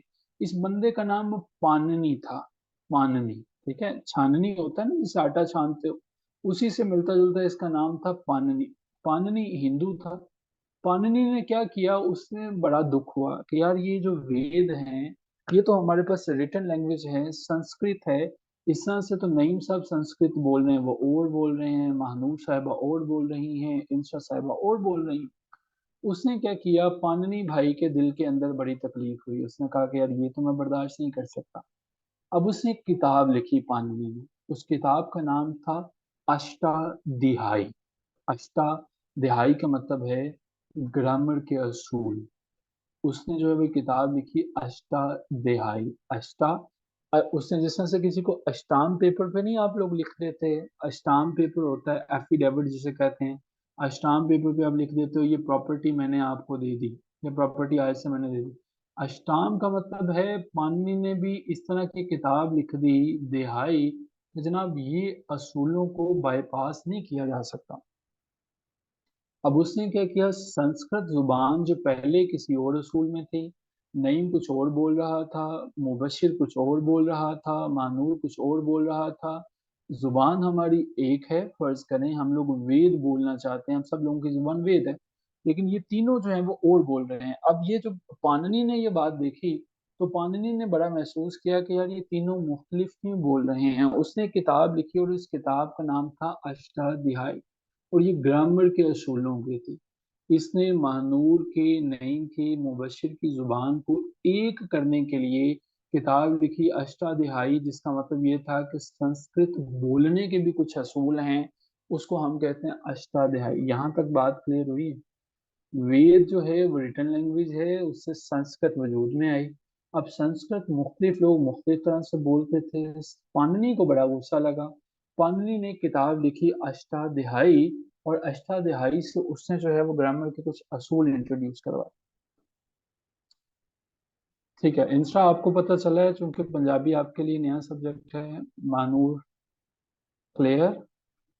सो यहाँ तक उसने जो है वो ग्रामर के असूल जो है मुझे आपको मैं एक तो लेक्चर में तो ज्यादा पूछूंगा, उसके बाद जो है वो चीजें ठीक हो जाएंगी, तो फिर मैं कम पूछूंगा जब आपके कान ट्यून हो जाएंगे।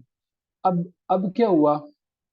अब हुआ कुछ यूं कि जब नईम, मुबशिर और मानूर जो हैं वो अब सब जो है वो एक ही जुबान बोलने लग गए, कि पाणिनि ने कहा कि भाई ये असूल हैं, इस असूलों से हटोगे तो काम खराब होगा। वो जैसा से मैं लिखूं, अली कम टू स्कूल।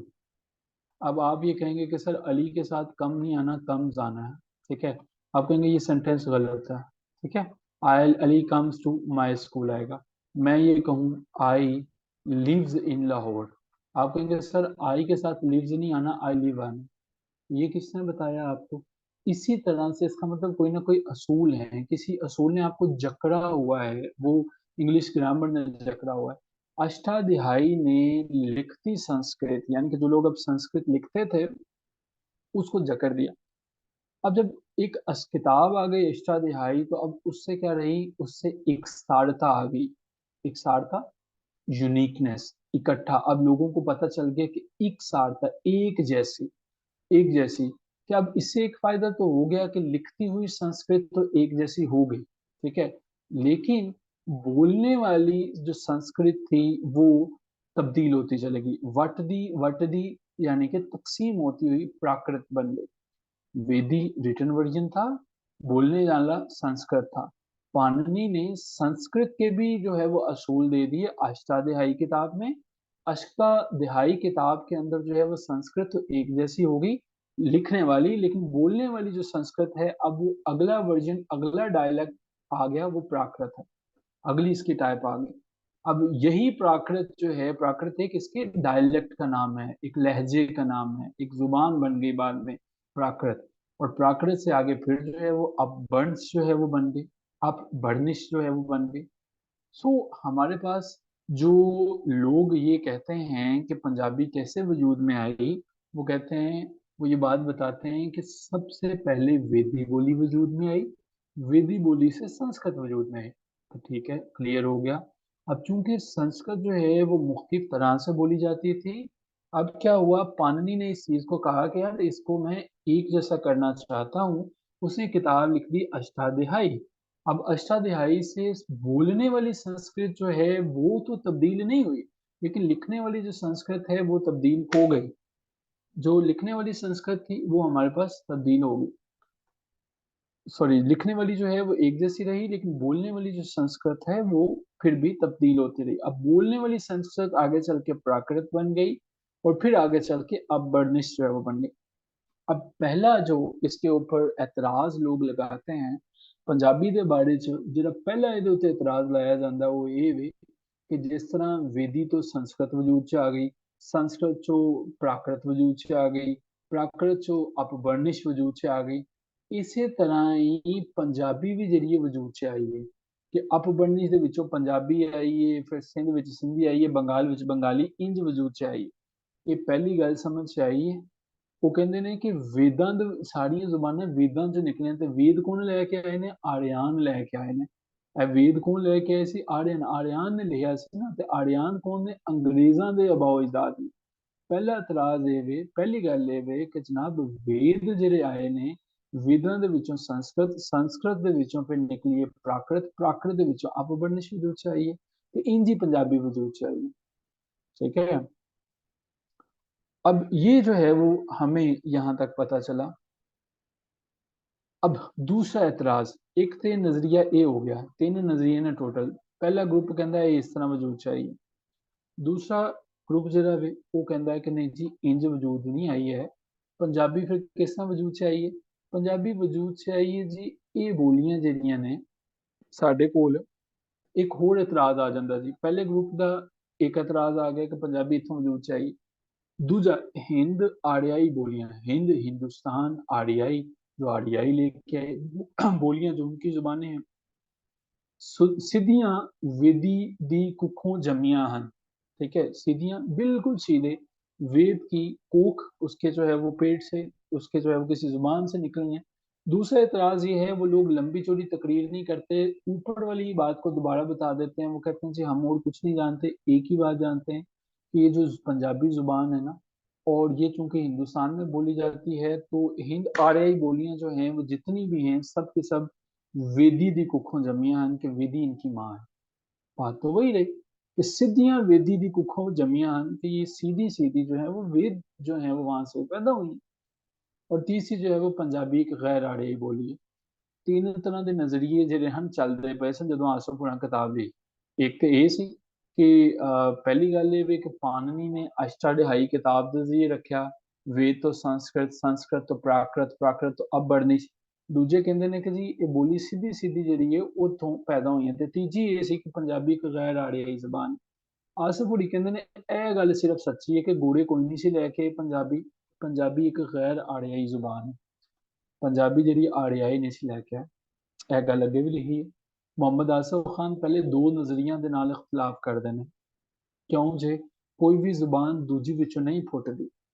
ਵੇਖੋ ਮੇਰੀ ਗੱਲ ਸੁਣੋ, ਅਸੀਂ ਮੈਂ ਤੁਹਾਡੇ ਨਾਲ ਗੱਲ ਕਰਦੇ ਅੰਗਰੇਜ਼ੀ ਦੇ ਲਫ਼ਜ਼ ਵੀ ਯੂਜ਼ ਕਰਦਾ ਪਿਆ ਵਾਂ। ਠੀਕ ਹੈ, ਯੂਜ਼ ਲੈ ਲਓ। ਇਹਦਾ ਇਹ ਮਤਲਬ ਨਹੀਂ ਹੈ ਕਿ ਅਸੀਂ ਅੰਗਰੇਜ਼ੀ ਦੇ ਲਫ਼ਜ਼ ਯੂਜ਼ ਕਰਦੇ ਪਏ ਹਾਂ ਤੇ ਸਾਡੀ ਸਾਰੀ ਅੰਗਰੇਜ਼ੀ ਜਿਹੜੀ ਉਹ ਪੰਜਾਬੀ ਦੇ ਵਿੱਚੋਂ ਨਿਕਲ ਆਈ ਹੈ ਜਾਂ ਪੰਜਾਬੀ ਚੋਂ ਅੰਗਰੇਜ਼ੀ ਨਿਕਲ ਆਈ। ਆਸ਼ਫ ਕਹਿੰਦੇ ਨੇ ਕਿ ਯਾਰ ਜਿਹੜੀਆਂ ਤੁਸੀਂ ਗੱਲਾਂ ਕਰਦੇ ਹੋ ਕਿ ਵੇਦੀ ਦੇ ਵਿੱਚੋਂ ਸੰਸਕ੍ਰਿਤ ਨਿਕਲ ਆਈ, ਸੰਸਕ੍ਰਿਤ ਤੋਂ ਪ੍ਰਾਕ੍ਰਿਤ ਨਿਕਲ ਆਈ, ਪ੍ਰਾਕ੍ਰਿਤ ਤੋਂ ਅਬਰਨਿਸ਼ ਤੇ ਅਬਰਨਿਸ਼ ਤੋਂ ਪੰਜਾਬੀ, ਇਹ ਫਜ਼ੂਲ ਗੱਲਾਂ ਨੇ, ਪਾਗਲਾਂ ਵਾਲੀਆਂ ਗੱਲਾਂ ਕਰਦੇ ਪਏ ਹੋ। ਇਹ ਕੀ ਗੱਲ ਹੋਈ ਕਿ ਜ਼ੁਬਾਨ ਦੇ ਵਿੱਚੋਂ ਇੱਕ ਜ਼ੁਬਾਨ ਦੇ ਵਿੱਚੋਂ ਦੂਜੀ ਜ਼ੁਬਾਨ ਨਿਕਲ ਆਈ। ਠੀਕ ਹੈ, ਇੱਕ ਜ਼ੁਬਾਨ ਚੋਂ ਦੂਸਰੀ ਜ਼ੁਬਾਨ ਨਿਕਲ ਆਈ। ਇੱਕ ਸੈਕਿੰਡ ਹੈ, ਮੈਂ पेज देख ਲਾਂ, मेरा ख्याल है पेज का नंबर की है, उस तो अगला फिर पेज देखते हैं। 19 है ਤੇ 19 ਤੋਂ ਬਾਅਦ ਸਾਡੇ ਕੋਲ 20 पेज नंबर आना चाहिए। 20 पेज नंबर, पेज थोड़े ਜਿਹੇ ਅੱਗੇ ਪਿੱਛੇ ਹੋ ਗਏ ਨੇ, ਲੇਕਿਨ ਅਗਲੇ ਲੈਕਚਰ 'ਚ ਇਨਸ਼ਾਅੱਲਾ ਕੋਸ਼ਿਸ਼ ਕਰਾਂਗੇ ਕਿ ਠੀਕ ਰਹਿਣ। ਅੱਛਾ, ਉਹ ਕਹਿੰਦੇ ਨੇ ਇਹ ਬੜੀ ਗਲਤ ਗੱਲ ਹੈ। ਪਹਿਲਾ ਨਜ਼ਰੀਆ ਤੇ ਉਹਨਾਂ ਨੇ ਕਿਹਾ ਸੀ ਕਿ ਪੰਜਾਬੀ ਕਿੱਥੋਂ ਨਿਕਲੀ ਹੈ? ਵੇਦ ਦੇ ਵਿੱਚੋਂ ਸੰਸਕ੍ਰਿਤ, ਸੰਸਕ੍ਰਿਤ ਦੇ ਵਿੱਚੋਂ ਅਪਕ੍ਰਤ, ਤੇ ਉਸ ਤੋਂ ਬਾਅਦ ਜਿਹੜੀ ਹੈ ਉਹ ਨਿਕਲਣਾ ਅਪਭਰਨਿਸ਼। ਕਹਿੰਦੇ ਨੇ ਸਭ ਫਜ਼ੂਲ ਗੱਲਾਂ। ਦੂਜੇ ਨਜ਼ਰੀਏ ਦੇ ਬਾਰੇ 'ਚ ਪੁੱਛਿਆ ਗਿਆ ਕਿ ਆਸਫ ਸਾਹਿਬ ਦੂਜਾ ਨਜ਼ਰੀਆ ਜਿਹੜਾ ਕਿ ਸਾਰੀਆਂ ਬੋਲੀਆਂ ਜਿਹੜੀਆਂ ਨੇ ਨਾ ਵੇਦ ਦੀ ਕੁੱਖ 'ਚ ਜਨਮ ਲਿਆ, ਉੱਥੋਂ ਪੈਦਾ ਹੋਈਆਂ, ਉਹ ਕੀ ਹੈ? ਉਹ ਕਹਿੰਦੇ ਨੇ ਦੂਜਾ ਵੀ ਗਲਤ ਹੈ। ਕਹਿੰਦੇ ਨੇ ਕਿ ਸਾਰੀਆਂ ਜ਼ੁਬਾਨਾਂ ਜਿਹੜੀਆਂ ਨੇ ਇਹ ਵੇਦੀ ਦੇ ਵਿੱਚੋਂ ਨਹੀਂ ਨਿਕਲੀਆਂ। ਇਹ ਫਜ਼ੂਲ ਗੱਲ ਹੈ ਕਿ ਇਹ ਕਹਿਣਾ ਕਿ ਇੱਕ ਜ਼ੁਬਾਨ ਦੂਜੀ ਦੇ ਵਿੱਚੋਂ ਨਿਕਲੀਆਂ ਨੇ। ਸਾਰੀ ਦੀਆਂ ਸਾਰੀਆਂ ਜ਼ੁਬਾਨਾਂ ਸਾਡੀ ਪੰਜਾਬੀ ਜਿਹੜੀ ਹੈ ਇਹ ਗ੍ਰਾਮਰ ਦੇ ਇਤਬਾਰ ਦੇ ਨਾਲ ਸੰਸਕ੍ਰਿਤ ਤੋਂ ਬਿਲਕੁਲ ਮੁਖਤਲਿਫ ਨੇ। अगर ये जुबान निकलती तो ये कम से कम उस तरह होंगी ना सारी दे सारी, जिस तरह संस्कृत की ग्रामर है उस तरह ਇਹਦੀ भी ग्रामर होंगी। तो दूजा नजरिया भी गलत है। तो आसफ साहब नजरिया ठीक है। तीजा नजरिया वो की है? पंजाबी एक गैर आर्याई जुबान। ठीक है, वो कहते हैं जी पंजाबी गैर आर्याई एक घोड़े जो आए सी उदों ये जुबान नहीं सी है, तो वो नहीं लैके आए। ਆਸਫ ਸਾਹਿਬ ਨੂੰ ਪੁੱਛਿਆ ਜਾਂਦਾ ਹੈ ਕਿ ਆਸਫ ਸਾਹਿਬ ਇਹ ਤੁਸੀਂ ਗੱਲ ਤੇ ਕਹਿ ਦਿੱਤੀ ਕਿ ਪੰਜਾਬੀ ਇੱਕ ਗੈਰ ਆਰਿਆਈ ਜ਼ੁਬਾਨ ਹੈ, ਲੇਕਿਨ ਸੋਹਣਿਓ ਇਹ ਤੇ ਦੱਸੋ ਜ਼ਰਾ ਕਿ ਪੰਜਾਬੀ ਇਹ ਕੀ ਮਤਲਬ ਹੈ? ਤੁਹਾਨੂੰ ਕਿੰਜ ਪਤਾ ਲੱਗਿਆ ਕਿ ਗੈਰ ਆਰਿਆਈ ਜ਼ੁਬਾਨ? ਇਹ ਤੁਸੀਂ ਕਹਿ ਦਿੱਤਾ ਕਿ ਅੰਗਰੇਜ਼ ਜੋ ਹੈ ਉਹ ਪੰਜਾਬੀ ਨਹੀਂ ਲੈ ਕੇ ਆਏ, ਇਹ कैसे कहा? ਉਹ ਕਹਿੰਦੇ ਨੇ ਮੈਂ ਇਹ ਗੱਲ ਦੇ ਪਿੱਛੇ ਮੇਰੇ ਕੋਲ ਕੁਝ ਵਜ੍ਹਾ ਹੈ, ਮੇਰੇ ਕੁਝ ਰੀਜ਼ਨਸ ਨੇ। ਉਹ ਕੀ ਰੀਜ਼ਨਸ ਨੇ? ਉਹ ਕਹਿੰਦੇ ਨੇ ਤਿੰਨ ਚੀਜ਼ਾਂ ਨੂੰ ਵੇਖੋ ਤੁਸੀਂ, ਤੁਸੀਂ ਸੋਵਾ, ਹੜੱਪਾ ਤੇ ਸਰਾਏ ਖੋਲਾ। ਇਹ ਬੇਸਿਕਲੀ ਸਰਾਏ ਖੋਲਾ ਜਿਹੜਾ ਨਾ ਸਿੰਧ ਦੇ ਇਲਾਕੇ 'ਚ ਹੈਗਾ, ਠੀਕ ਹੈ। ਇਹ ਸੋਵਾ ਵੀ ਉੱਧਰ ਹੈ ਤੇ ਹੜੱਪਾ, ਤੁਹਾਨੂੰ ਪਤਾ ਹੀ ਹੈ ਹੜੱਪਾ ਤੇ ਮੋਹਨਜੋਦਾੜੋ ਜਿਹੜੀਆਂ ਨੇ ਇਹ ਮੂਵਮੈਂਟਸ ਨੇ। ਅੱਛਾ, ਇਹ ਗੱਲ ਦੇ ਪਿੱਛੇ ਨਾ ਮੈਂ ਤੁਹਾਨੂੰ ਇੱਕ ਵਾਕਿਆ ਸੁਣਾਉਂਦਾ। ਹੋਇਆ ਕੁਛ ਇਸ ਤਰ੍ਹਾਂ ਕਿ ਜਦੋਂ 1920 ਤੋਂ 30 ਦੇ ਦਰਮਿਆਨ ਨਾ ਇੱਥੇ ਅੰਗਰੇਜ਼ਾਂ ਦਾ ਜਿਹੜਾ ਸੀ ਰੂਲ ਸੀ, ਤੁਹਾਨੂੰ ਪਤਾ ਹੀ ਹੈ। ਅੰਗਰੇਜ਼ ਕੀ ਕਰਦੇ ਹੁੰਦੇ ਸੀ, ਮੁਖਤਲਿਫ ਇਲਾਕਿਆਂ ਦੇ ਵਿੱਚ ਆਪਣੀ ਰੇਲਵੇ ਲਾਈਨ ਇਸਟੈਬਲਿਸ਼ ਕਰਦੇ ਸੀ। ਉਹ ਰੇਲਵੇ ਲਾਈਨ ਕਿਉਂ ਇਸਟੈਬਲਿਸ਼ ਕਰਦੇ ਹਨ? ਲੋਕਲ ਲੋਕਾਂ ਨੂੰ ਨਹੀਂ ਸੀ ਸਪੋਰਟ ਕਰਨਾ ਹੁੰਦਾ, ਉਹਦਾ ਮਕਸਦ ਇਹ ਹੁੰਦਾ ਸੀ ਕਿ ਇਹ ਸਾਰਾ ਰॉ ਮਟੀਰੀਅਲ ਇੱਥੋਂ ਚੁੱਕੀਏ ਤੇ ਉਹਨੂੰ ਨਾ ਇੰਗਲੈਂਡ ਵੱਲ ਪਹੁੰਚਾਈਏ, ਠੀਕ ਹੈ। ਇਸੇ ਤਰ੍ਹਾਂ ਹੜੱਪਾ ਸਾਹੀਵਾਲ ਦੇ ਇਲਾਕੇ 'ਚ ਇੱਕ ਠੇਕੇਦਾਰ ਨੂੰ ਜਿਹੜਾ ਵੀ ਠੇਕਾ ਮਿਲ ਗਿਆ, ਠੇਕੇਦਾਰ ਨੂੰ ਠੇਕਾ ਮਿਲਿਆ ਤੇ ਉਹ ਠੇਕੇਦਾਰ ਵੀ ਸਾਡਾ ਲੋਕਲ ਬੰਦਾ ਸੀ, ਠੀਕ ਹੈ, ਹਿੰਦੁਸਤਾਨ ਦਾ ਸੀ। ਉਹਨੂੰ ਠੇਕਾ ਦਿੱਤਾ ਗਿਆ ਕਿ ਯਾਰ ਰੇਲਵੇ ਲਾਈਨ ਕਰਨੀ ਤੇ ਤੂੰ ਖੁਦਾਈ ਕਰ। ਉਹ ਖੁਦਾਈ ਕੀਤੀ ਤੇ ਨਈਮ ਸਾਹਿਬ ਅੱਲਾ ਦੇ ਬੰਦੇ ਨੂੰ ਥੱਲੋਂ ਨਾ ਇੱਟਾਂ ਮਿਲ ਗਈਆਂ, ਪੱਕੀਆਂ ਇੱਟਾਂ ਮਿਲਣੀਆਂ ਸ਼ੁਰੂ ਹੋ ਗਈਆਂ। ਉਹਨੇ ਅੱਗੋਂ ਕੰਮ ਕਰਾਉਣਾ ਸੀ, ਉਹਨੇ ਉਹ ਇੱਟਾਂ ਇਹ ਨਹੀਂ ਦੱਸਿਆ ਨਹੀਂ ਇਹਨਾਂ ਨੂੰ ਅੰਗਰੇਜ਼ਾਂ ਨੂੰ ਕਿ ਥੱਲੋਂ ਇਹ ਮੈਨੂੰ ਇੱਟਾਂ ਮਿਲਦੀਆਂ ਜਾਂਦੀਆਂ। ਉਹਨੂੰ ਕੋਈ ਲੱਖਾਂ ਦੇ ਹਿਸਾਬ ਦੇ ਨਾਲ ਜ਼ਮੀਨ 'ਚੋਂ ਇੱਟਾਂ ਮਿਲੀਆਂ, ਪੱਕੀਆਂ ਪਕਾਈਆਂ। ਉਹ ਅੱਲਾ ਦਾ ਬੰਦਾ ਉਂਝ ਹੀ ਲਾਈ ਗਿਆ, ਉਹ ਤੁਹਾਨੂੰ ਨਾ ਇੱਟਾਂ ਨੂੰ ਲਾਈ ਗਿਆ, ਲਾਈ ਗਿਆ, ਲਾਈ ਗਿਆ। ਉਹ ਗੱਲ ਪਹੁੰਚਦਿਆਂ ਸਰ ਜਾਰਜ ਮਾਰਸ਼ਲ ਨੂੰ ਪਤਾ ਲੱਗ ਗਈ, ਠੀਕ ਹੈ। ਸਰ ਜਾਰਜ ਮਾਰਸ਼ਲ ਜਿਹੜਾ ਨਾਮ ਮੈਂ ਤੁਹਾਡੇ ਕੋਲ ਲਿਖ ਵੀ ਦਿੰਦਾ। ਸਰ ਜਾਰਜ ਮਾਰਸ਼ਲ ਜਿਹੜੇ ਨੇ ਇਹ ਕੌਣ ਹੈ?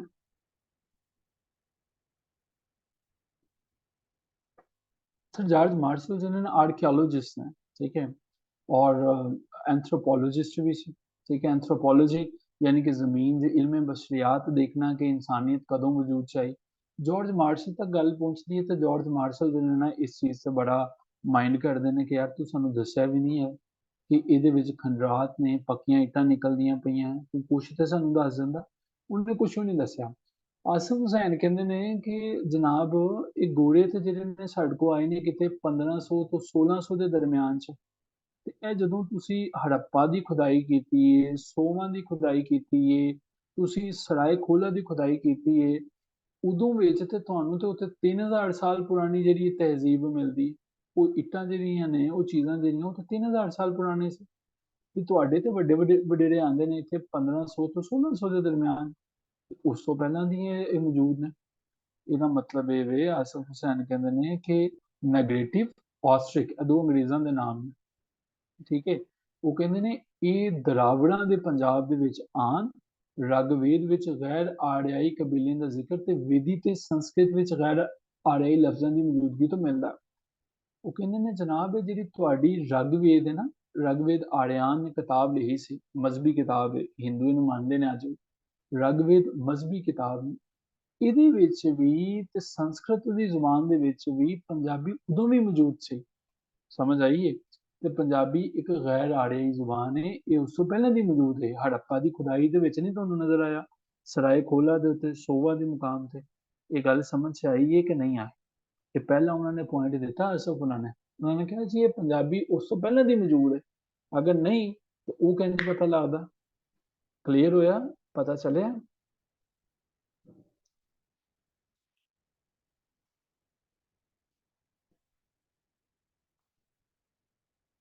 ਅੱਛਾ ਜੀ, ਪੰਜਾਬੀ ਜ਼ੁਬਾਨ ਦੇ ਵਿੱਚ ਜਦੋਂ, क्यों जी नईम साहब इंस्टा आप भी ज़रा बताइएगा। पंजाबी ज़ुबान नू आरियाई ज़ुबान मनन वाले माहरीन लिसानियत दे सारे दावे उदों झूठ साबित हो जाते हैं ਜਦੋਂ ਮਾਹਰੀਨ ਨੇ ਧਰਤੀ ਦੇ ਥੱਲੋਂ ਖੰਡਰਾਤ ਚੋਂ ਇੱਕ ਅਜਿਹਾ ਵਸੇਬ इस तरह का राज दरियाफ्त किया, ठीक है, इस तरह का राज दरियाफ्त किया जो आर्यां दे आन तो हज़ारां साल पहले टीसी उत्ते से यानी कि टॉप के ऊपर था। पंजाबी ज़ुबान को जिन लोगों ने आर्याई ज़ुबान मानी थी, अब वो सारी की सारी बातें झूठ साबित हो गई, ठीक है, वो बातें सारी की सारी झूठ साबित हुई। अब यहाँ से पता चलता है कि वो जो तहजीब और तमद्दन थी 20वीं सदी के तीजे दहाके, ठीक है, जब हम तीसरे दहाके की बात करते हैं तो इसका मतलब है 20वीं सदी का तीसरा दहाका हमारे पास क्या है, 20वीं सदी कौन सी हमारे पास जो है वो शुरू होती है, 20वीं सदी कब से कब तक होती है, जब हम 20वीं की बात करेंगे कब से लेके कब तक होगी, 20वीं सदी कब शुरू होती है, 1900 से 1999 तक जो है वो।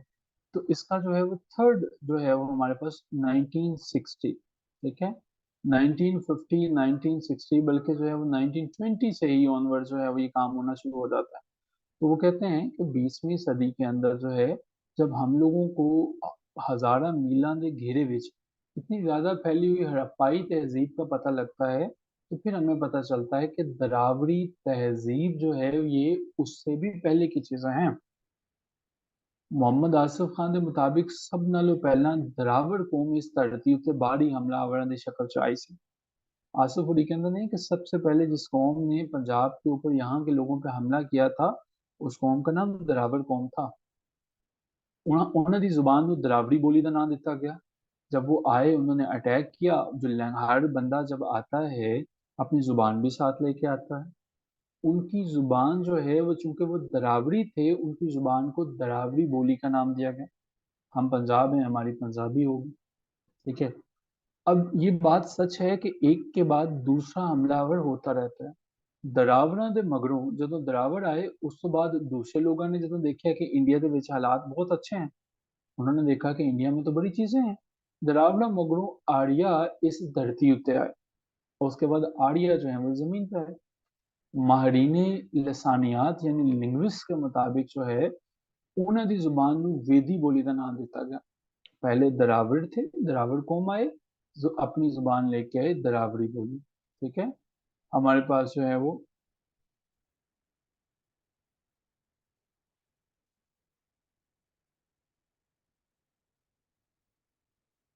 अब हमारे पास जो है दरावड़ जो है आते हैं।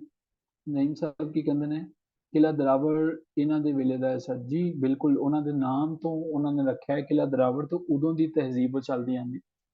ਮਾਹਰੇ ਲਸਾਨੀਆਤ ਨੇ, ਜਿਹੜੇ ਲਿੰਗੁਇਸਟ ਨੇ, ਉਹਨਾਂ ਨੇ ਉਹਨਾਂ ਦੀ ਜ਼ੁਬਾਨ ਨੂੰ वेदी बोली का नाम दिता। जो लोग आज के मौजूद हैं उन्होंने उस लैंग्वेज को, चूंकि आर्यन आए थे अपनी जुबान लेके आए थे, उन्होंने उसको क्या नाम दिया है, वेदी बोली। यानी कि दरावड़ी जो है, दरावड़ बोलते थे दरावड़ी, और हमारे पास जो है वो आर्यन बोलते थे वेदी। उन्हें वेदी बोली संस्कृत उन्होंने, ठीक है। अब क्या हुआ, लिसानियात वाले कहते हैं कि जो वेदी लिखते थे वो वेद थी, जब बोली जाती थी वो संस्कृत हो गई, वो संस्कृत हो गई। अब संस्कृत के अंदर अपनी किताब लिखते हैं जिसका नाम ऋग्वेद था, जो पंजाब में लिखी गई थी। उन्हें वेदी बोली संस्कृत में अपनी मुकद्दस किताब ऋग्वेद लिखी। अब जब ऋग्वेद लिखते हैं, मोहम्मद आसिफ खान कहते हैं कि पाकिस्तान की सियासी समाजी इकतसादी तारीख लिखन लई इस तो वड्डी तो मोतबर किताब दुनिया में चोर कोई नहीं है। अगर आप पाकिस्तान के ऊपर कुछ भी लिखना चाहते हैं, पॉलिटिक्स के ऊपर लिखना चाहते हैं, सोशलिज्म पे लिखना चाहते हैं, आप इसके जो हैं वो फाइनेंसिस पे लिखना चाहते हैं, तो आसिफ के मुताबिक दुनिया से इस तो मोतबर किताब और कोई नहीं। क्यों? क्यों जे और कोई भी नहीं, एक क्यों जो एक किताब सप्त संधू पंजाब विच लिखी गई सी। अब क्यों जो एक किताब सप्त संधू कहते हैं, 7 दरियाओं की सरजमी।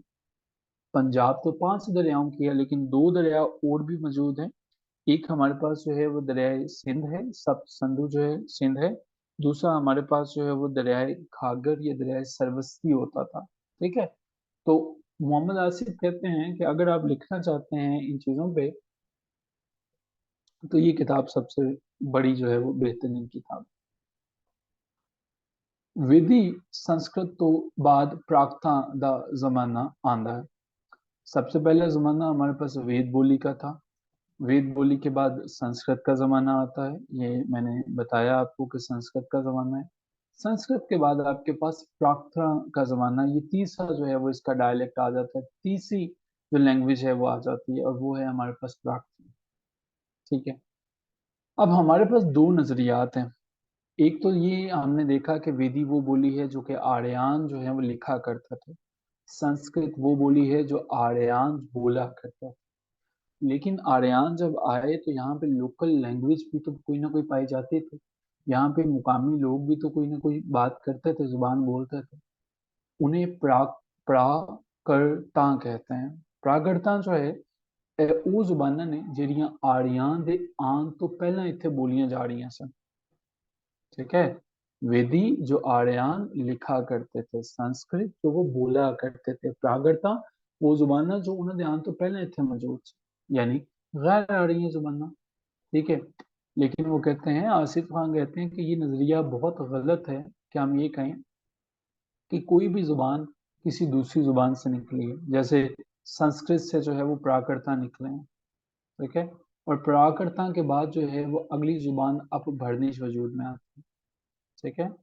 सो वो कहते हैं कि जनाब ये सारी की सारी बातें गलत हैं कि कोई भी जुबान दूसरी जुबान से निकली। इंजी अपभ्रंश बारे भी आख्या जाता है कि प्राकृत तो फुटी अपभ्रंश मगरों अजोकियां बोलियां दा पड़ाव आंदा। ठीक है। यह गल कहना गलत है कि कोई जुबान दूसरे दे विच दूसरी जुबान से निकली।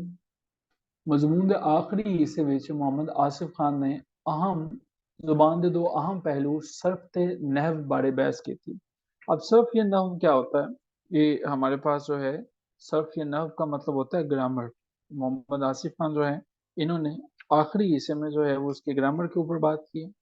अब ग्रामर के बारे में जो है वो कुछ बात बताते हैं। वो क्या बात बताते हैं ग्रामर के बारे में, वो बताते हैं कि जनाब ये मजमून कौन सा मजमून जो है, वो मजमून जो हम जिस किताब की बात कर रहे हैं, पंजाबी जुबान दा पिछोकड़। ठीक है। जो उन्होंने किताब लिखी, ये उस किताब के आखिरी हिस्सा में क्या किया, दो अहम पहलू, दो इंपॉर्टेंट पर्सपेक्टिव्स यानी सर्फ और नफ के बारे में बात।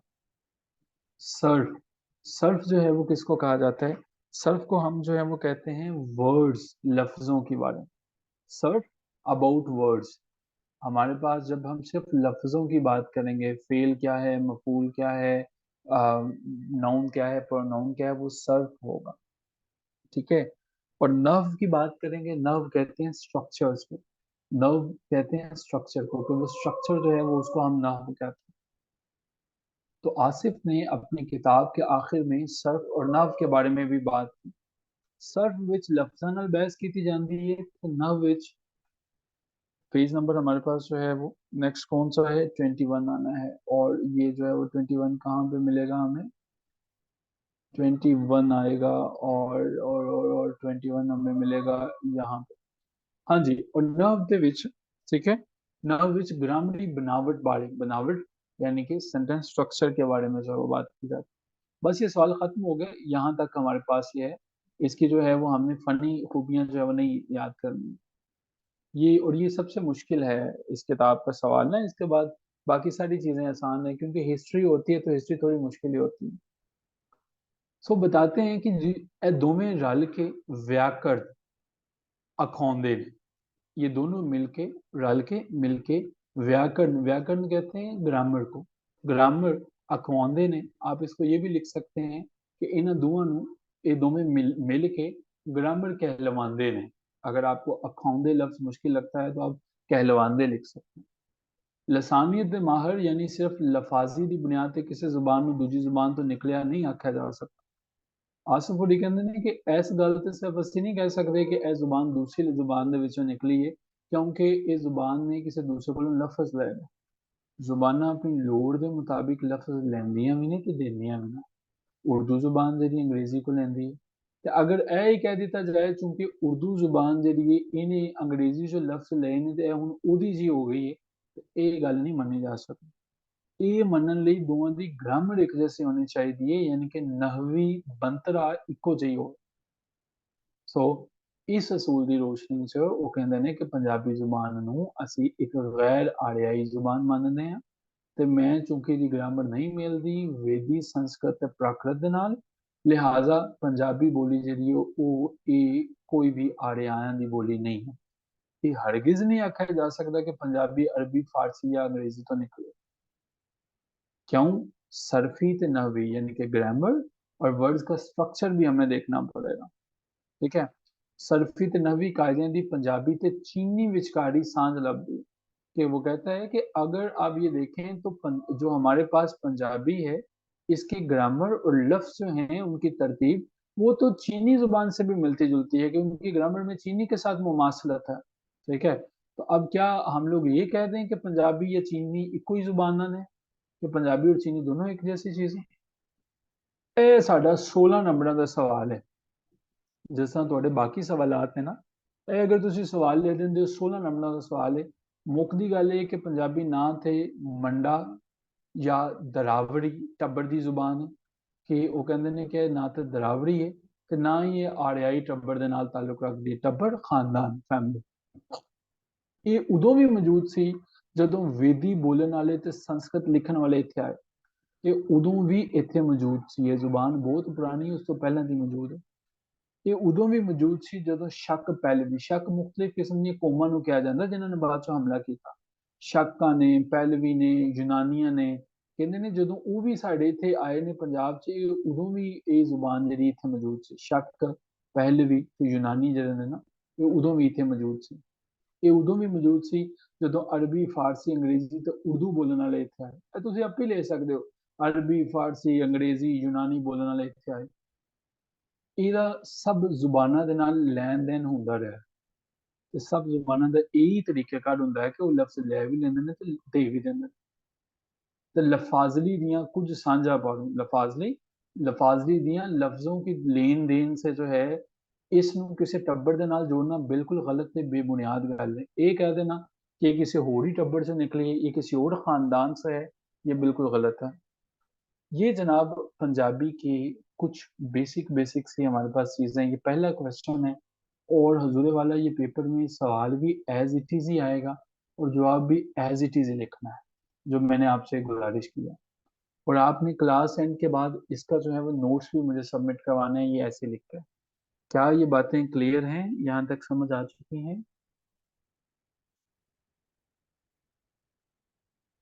यहाँ तक क्लियर है? नईम साहब ये ना फाइल शेयर कर दीजिएगा प्लीज, और ग्रुप में शेयर कर दीजिएगा। वो लिंक आपके पास अपडेट कर दिया गया। तो चूंकि पंजाबी थोड़ी सी मुश्किल आपको लगती है, इसकी रिकॉर्डिंग भी हम कोशिश करेंगे कि आपके साथ शेयर करें।